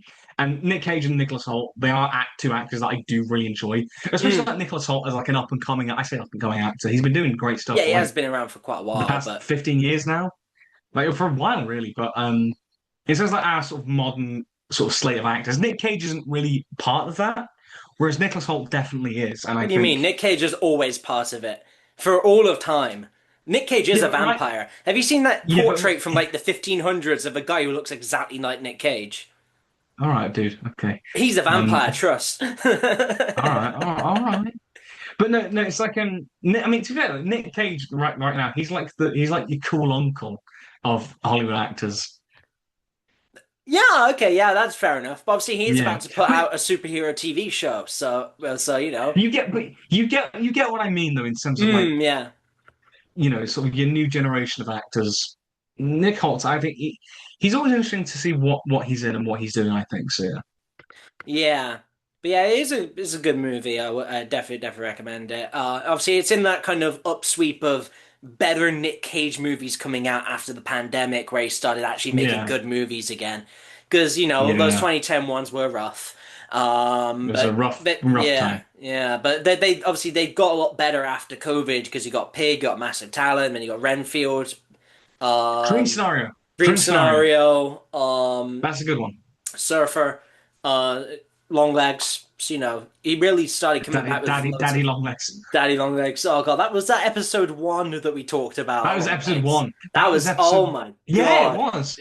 That yeah, was the that was in our I very because first part I did a one. clip of that one. Yeah, you did a little short clip. That was our very first Yeah, part one, and we talked about Long Legs. yeah. And here we are, We still talking about yeah, Nick we've Cage come a horror long way. movies. We've come a long way. We've come a long way, but not far at all. No. Um. Anyway, so yeah, Anyway, that so that kind of my wraps up Renfield. last So yeah, what's your last movie before I then yap my last about the movie. Mummy? Yeah, fair enough. Mine is I suppose similar. We're going for another kind of more comedic sort of monster movie, and it's a musical. It's Little Shop of Horrors. Oh, okay, yeah. I thought you might Yeah. do that because when I said to you earlier, I was talking to my family about wanting monster Little movies, shop, and they said little shop that of I might quite like horrors. that movie if I'd seen it. Oh, it's Because so I've not good. seen it, but It's so I've heard about it. yeah. Have you seen any? Because obviously, so Little Shop. I'm talking about the 1986 film, which is based on the early 80s Broadway musical Mm. from Howard Ashman and Alan Menken, who did a lot of the Disney Renaissance musicals, so like Little Mermaid, Beauty and the Beast, and whatnot. Oh They yeah. did a lot of those. And also, that musical is based on another 60s B movie called The Little Shop of Horrors. Um, but yeah, so the plot of Little Shop, it's about this. It's set in like Skid Row, this rundown part of town. You've got Seymour, who's this like nerdy orphan working for his boss Mushnick at this flower shop. There's also a lovely Feed lady me, Audrey who Seymour. prove me Seymour, yeah. Yeah. But yeah, so they're kind of down in their luck and whatnot. And Seymour he finds this strange and interesting plant called, which he dubs the Audrey 2 after his coworker Audrey, who he fancies. Um, and That's just so flippantly. But yeah, but that's why it's like because he does fancy it. That's the whole point. He's like trying to win the girl. So yeah, it's And this so he strange, decides to interesting sort name of his plant after the girl. yeah, that literally like doesn't that's what he does.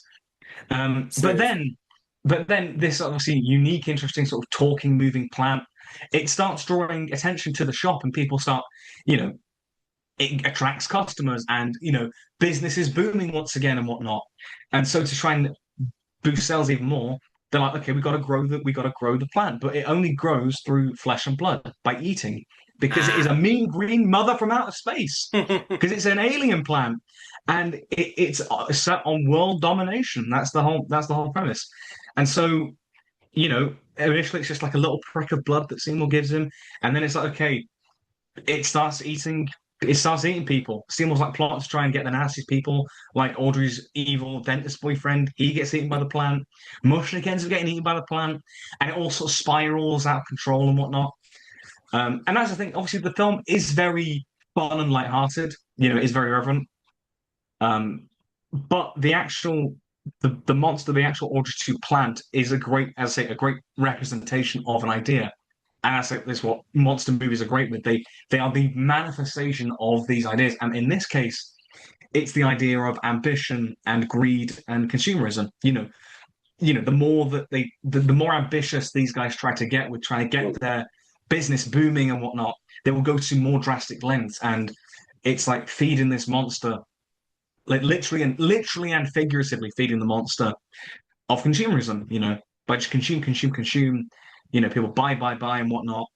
Um, the richer they get, but the worse it gets for them, because it's like it gets more out of control, and Seymour just doesn't know what to actually do about it because he can't control it. And I think it's such a fascinating fable, and morality tale that at the heart of the story, and it's why I would say Little Shop of Horrors is one of my all-time favorite musicals.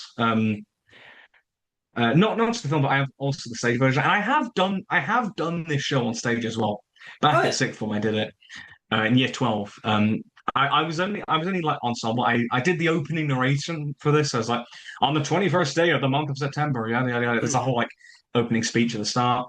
I also played the DJ character in it as well, the one that in the film John Candy plays.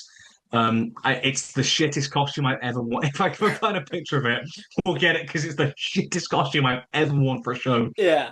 It's the ugliest thing. It's like a Hawaiian shirt, my suit trousers, and these like mint green Vans. It's shit. And like sunglasses and a tie around my head. It was terrible. Ah. Even you're calling shit on it. Even you're Yeah. calling shit on it. Yeah. But Yeah. yeah, but the thing is, I'd love to do Little Shop again. I'd love to be in it. I'd love to play the dentist because he's just such a fun, like in the film Steve Martin plays him, but he's such a fun, sadistic side character villain. He's got a great song called Dentist, You'll be a dentist. It's such a great little song. The music overall is phenomenal. As I said, Howard Ashman and Alan Menken, who did a lot of the iconic Disney Renaissance music. Um, yeah, some phenomenal songs. Like the title track, Little Shop of Horrors, is great. Skid Row, that's a fantastic company number. That's such a the way it builds, it's so good. Um, I've just put every fucking. I said the Dentist song's great. Um, Supper Time, the one that the plant sings, yeah, because the plant sings and talks and whatnot, and the Of course it does. puppetry in, yeah, of course it is, yeah, Of course it but does. the animatronics on this thing, because the film is directed by Frank Oz, the guy obviously played Yoda and does a Oh lot of the yeah. Muppet stuff, so that puppetry work really comes in handy, and you get one of the best looking puppets and like animatronic work you'll ever see. It looks phenomenal, and if they ever try to remake this today, they do it with CGI, and it would look dog shit. Mm. The puppet, it's amazing, and like on stage, whenever you do productions of this, you have the big Order 2 plant puppet. It's amazing, and it's just phenomenal bit of practical filmmaking work, and it's just magic. It's absolute magic. And the voice from Levi Stubbs of I believe the Four Tops, again, phenomenal stuff. And then yeah, so what are great songs? Oh, Suddenly Seymour, one of the most beautiful musical duets you'll ever hear. It's stunning, genuinely is stunning. duet. The only thing I will knock against the film in its theatrical release is that they changed the ending from the show. Because the ending of the show is basically the world is destroyed by these alien plants. It's literally just the aliens destroyed. And in they originally they have an alternative ending that was cut from the final film because test audiences didn't like it. They wanted a happy ending. So in the final film, you get this like happy, cheesy, everyone is happy ever after ending, which is a bit shit. I can't lie. But the if you can find the original ending on YouTube, it's amazing because the effect work of all these plant puppets destroying all these buildings, like it's half the budget basically went to that and it never Hmm, actually made it on screen properly. But you huh, can find that interesting. ending, and it's genuinely stellar. And if they kept that ending, this would be like 10 out of 10 stuff. Like for me, it's on the verge of a 10 because it's absolutely stellar, and I adore this film. It's actually one of my favorite musicals. If I ever get the chance to direct this, I would honestly love to.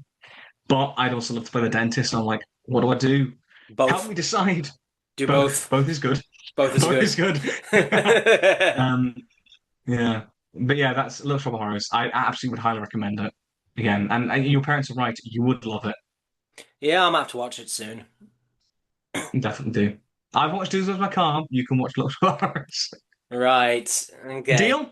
Deal? Sure. Good lad. Good lad. But yeah, those are my three. So now the grand finale, the one we've been waiting Yes. for all these years, The Mummy. Yes, I'm going to talk about The Mummy 2016 or 17 starring Tom Cruise. No, no, My eyes. no. No, but actually looking up from my camera, I can see the DVD of that version of The Mummy on my shelf right there. Why do you have that? Because I couldn't watch it at the cinema at the time because I was too young, so they bought me the DVD when it came out so we could watch it, and then it And was you bad. still have it. And you Yeah, still I've have it. got pretty much every DVD I've ever owned, I've still got. I mean, to be fair, I do have the Elvis box set, which does have Stay Away Joe on it, so I can't really say. However, somewhere downstairs is my steel-covered DVD of all three Mummy movies. Ooh, Because I bought those, that's sweet. and what it was that got me into wanting to watch these movies, as I've said with so many of these horror movies, I watched them because of like Halloween Horror Nights, Universal, whatever. I watched the Mummy movies because of Revenge of the Mummy, which is a roller coaster at Universal Orlando and Hollywood. That scared the life out of me, but then made me really fascinated with the story of the ride, and then wanting to know more about it, and then I wanted to watch the movies. So suffice to say, I did watch the movies at quite a young age. I'd watched The Mummy while I was still in primary school. Um, Despite the fact that it is rated 15. Naughty, I naughty. watched it when I was like what 10. Um, You naughty boy. and I watched it over and over and over and over to the point where at one point And over and I over. knew at one point I knew like the whole movie word for word, like just Running the the whole script. last movie. I just knew it. I would have it on repeat in my room while I'd be doing whatever I was doing as a little kid. Like it would just be on the TV. I loved this movie. Although it took me a long time to get over the jump scares in the first movie. Like there's like two or three jump scares that like I never got used to, no matter how many times I watched it. Because I was a very little kid. But man, I did love this Oh. movie because it's not a horror. It's very much an adventure movie. Uh, Yeah. in a lot of ways, it rings similar notes to like an Indiana Jones style film, where It does you've got your it does have that adventurer, vibe. you've got your so you've got your main adventurer, you've got the comedy sidekick, the kind of love interest character, the like the kind of sketchy sub antagonist, and then obviously you've got your real antagonist, which is quite often like involves some sort of supernatural force in Indiana, Yeah. whether it's like Mola Ram or like the arc itself. There's a lot of supernatural forces in play in those movies, as there is here. Um, so it's got a lot of a similar kind of feeling to it, but of like this, it's this really fun adventure that goes a little bit wrong and then turns into something a little bit more horrific. So basically, the premise is it opens with the kind of backstory of Imhotep, who is the mummy in this movie. Obviously, already very different to Lee Cronin's one, even by name Yeah. alone. So Imhotep is the high priest of Pharaoh Seti the First, and falls in love with Seti's I think is it uh, daughter daughter or partner. Either way, Imhotep was not supposed to be with this woman, and ultimately, they killed the pharaoh in order to be together. Um, but then, when the pharaoh's guards come to stop them, the woman Anaxunamun kills herself and tells Imhotep to bring her back from the dead later. Imhotep tries and fails and is ultimately then mummified for murdering the pharaoh and trying to resurrect the dead. And then that leads into modern times where you then got your adventurers looking for the lost city of Hamunaptra, believing there's treasure there, when they end up stumbling across Imhotep's tomb and accidentally awakening the mummy. And obviously, 1999 film, the CGI I say it's still relatively good for the time. Yeah. Um, Considering Obviously, it's in its infancy and like yeah, compared to its contemporaries, you know.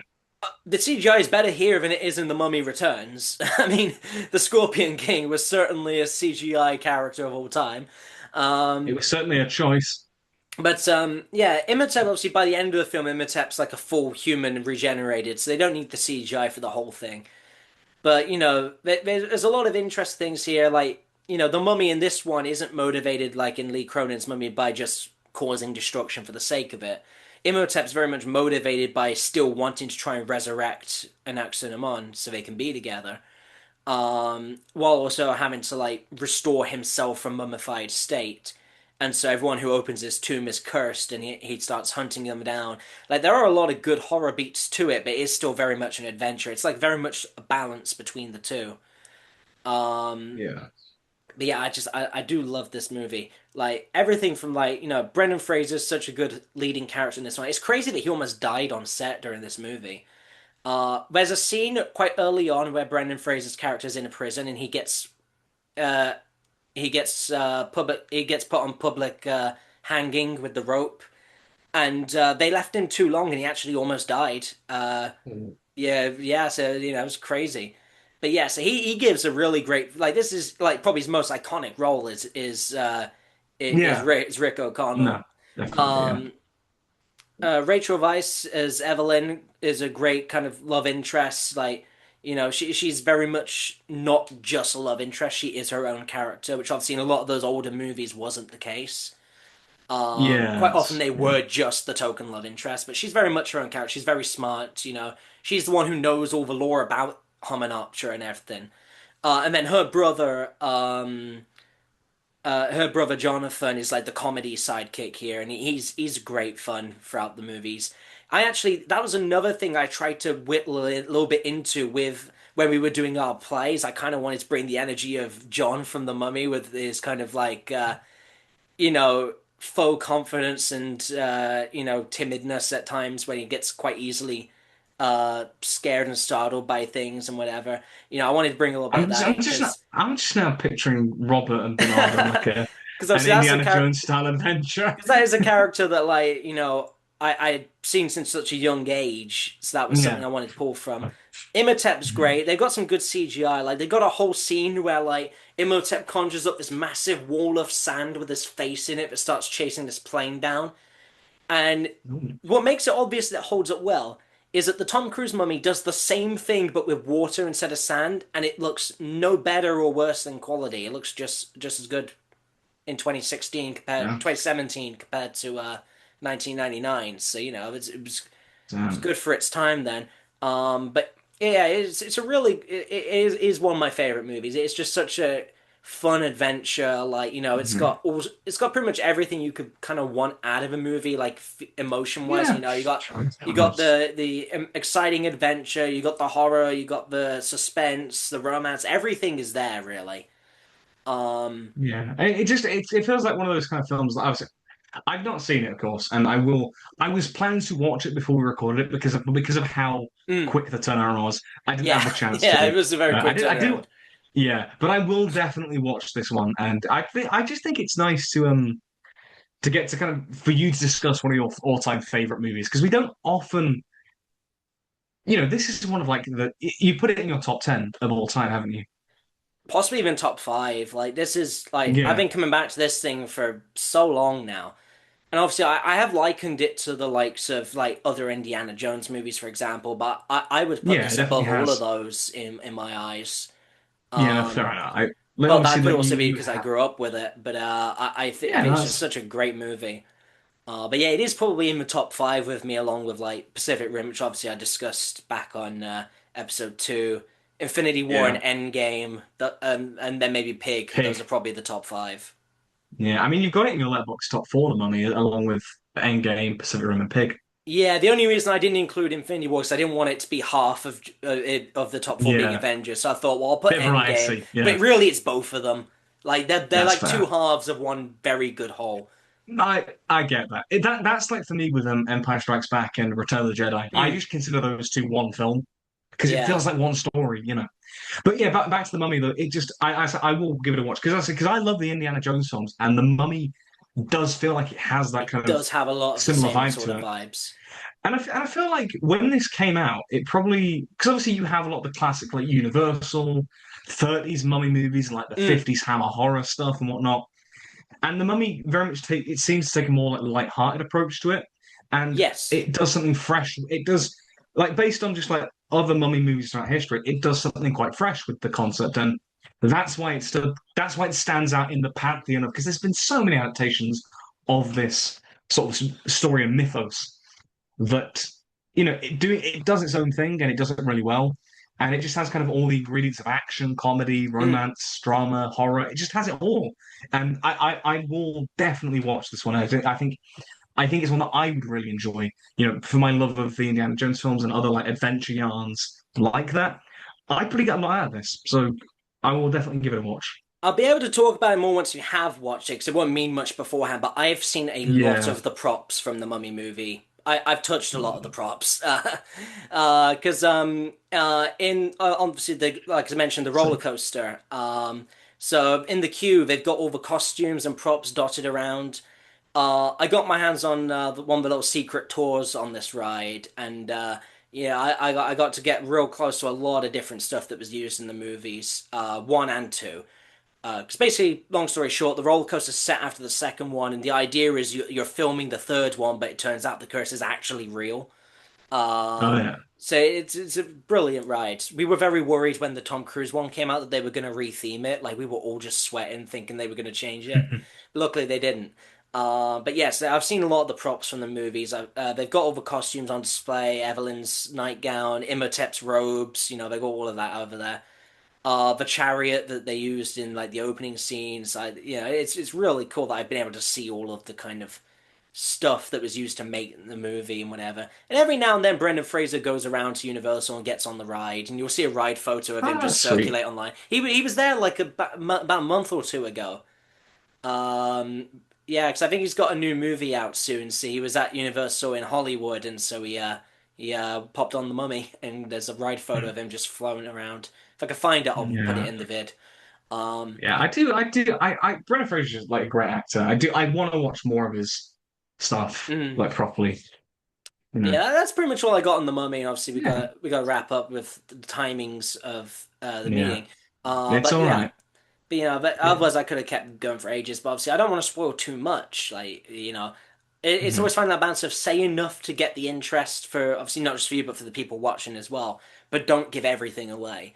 So it's probably for Yeah. the best that I don't keep yapping. But But still, it's great. Like it's great to have to finally be able to for you to talk about one of your favorite movies. I'm in this section, and I mean to be fair, like technically I've had that with The Thing and Little Shop, two of my mm, favorite movies.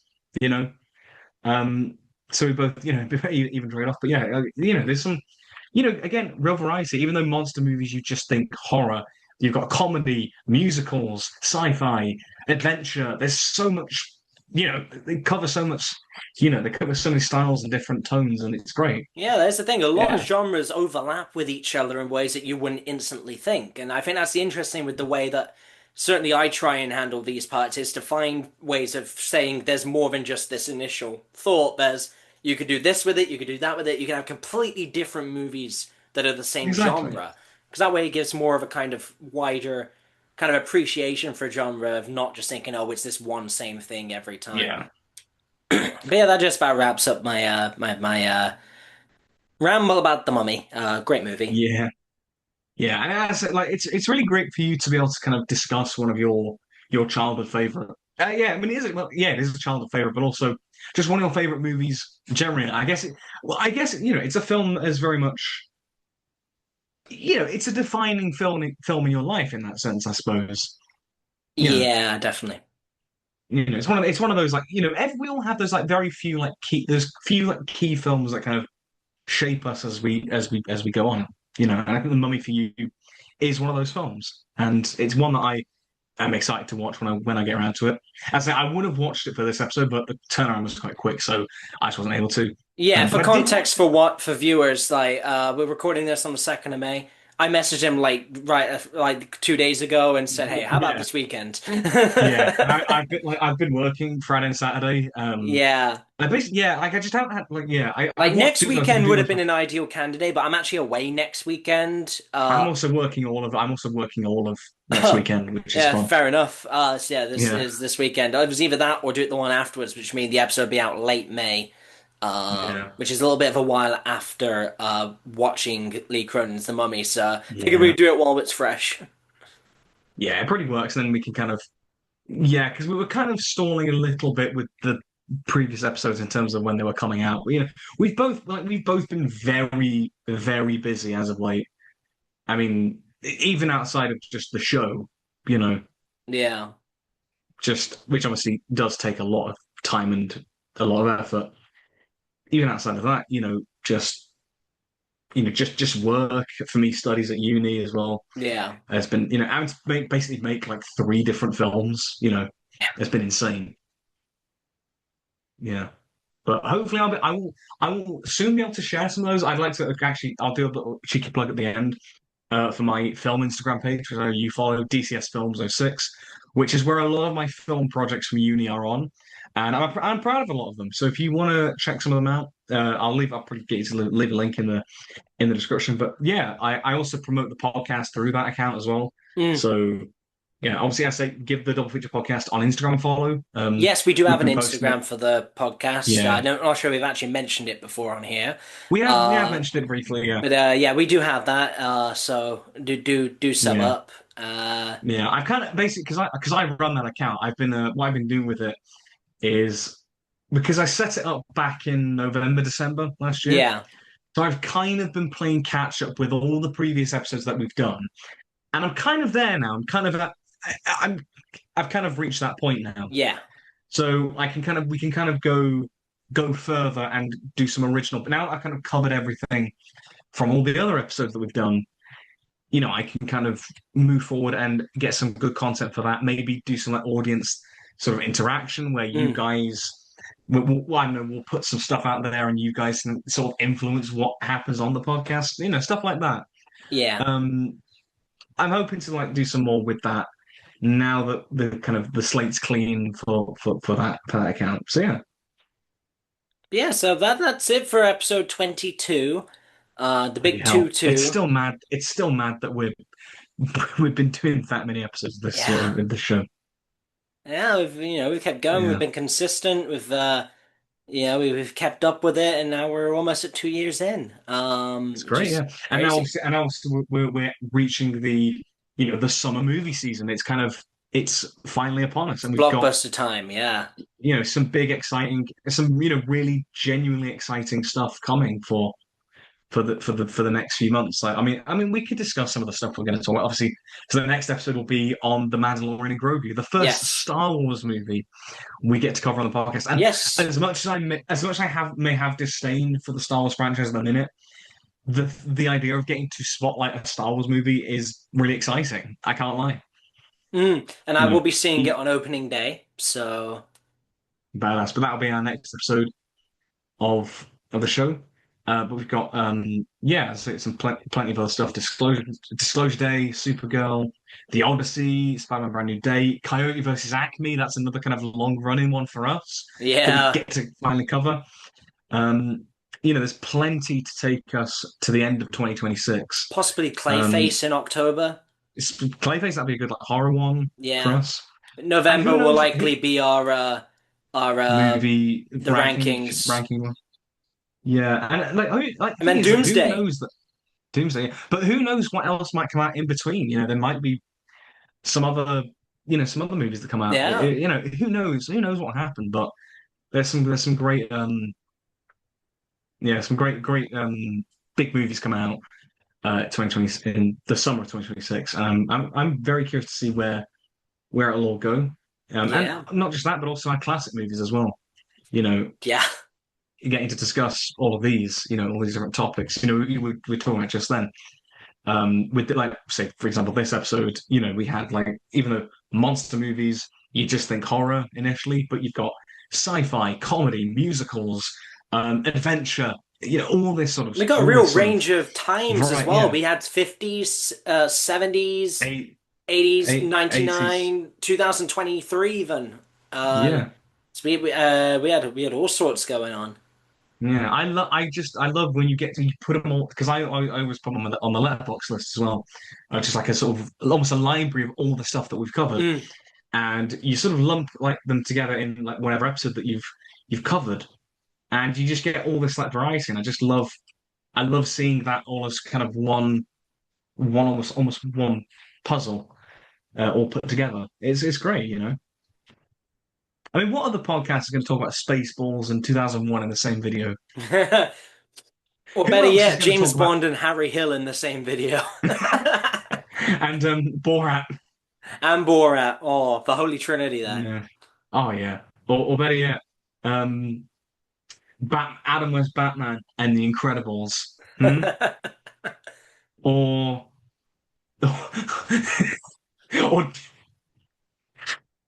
or Nick Cage Wicker Man and Clambake.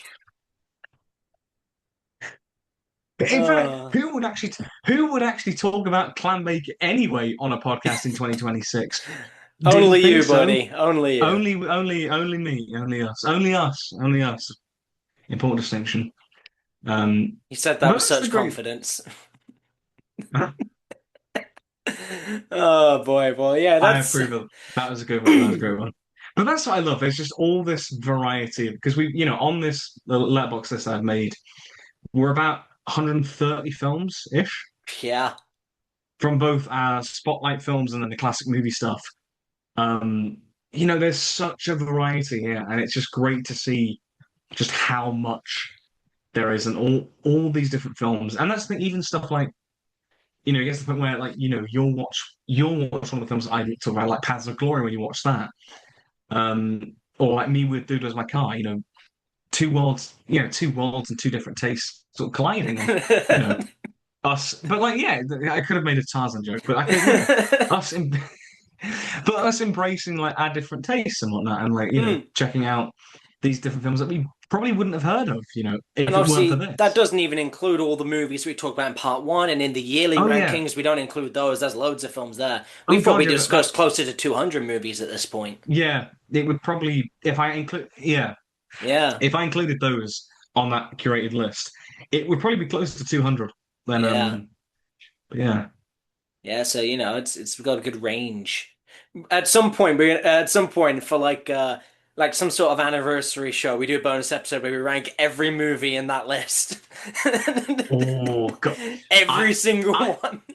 honestly, the temptation is I'm actually to that is. So do you mean like even all the obviously because some of them we haven't seen, like but everything that we have seen, At some point, give it enough time that we all watch every movie that's in that list. I doubt that's gonna happen. Oh, that's gonna be a. No, but we can make it happen if we build Oh, up to it. Like, it's not a soon thing. We can build up to that kind of thing. yeah, but that'll take a while. That'll take a while to do. It'd be worth it. Um, Does that mean I have to sit through all these fucking Adam Sandler movies? Yep. Fuck. Guess who's talking about Hotel Transylvania next episode? I've already seen that movie as Watch it well. I've again. already seen. No, it's shit. I like it as And a kid. then And then, Dude, Where's My Car would be it would be at the top of the list, I think. valid. Up there It's with like the Pizza best. Movie. Yeah, yeah, it's like the best. It's the best movie ever made. Oh yeah, definitely, definitely. Anyway, yeah, Yeah, we won't ramble yeah, too much. Thanks for watching, if indeed you still are, and hopefully you enjoyed this episode. Catch us in the next yeah. one. Like, comment, subscribe, yada yada. Tell us what you thought about the Obviously, Mummy, and let's know some of your favorite monster movies, and yeah. yes, do the monster mash that like button. Hey, and also here's a question: What is your favorite iteration of the Mummy in cinema? What is your favorite iteration? If you say Tom Cruise, I'm deleting your comment. Just saying. I'm not. We don't You, mess around here. You can say any other one. You can pull out Boris Karloff's one, 1999, Lee Cronin, but don't you come around here with no Tom Cruise.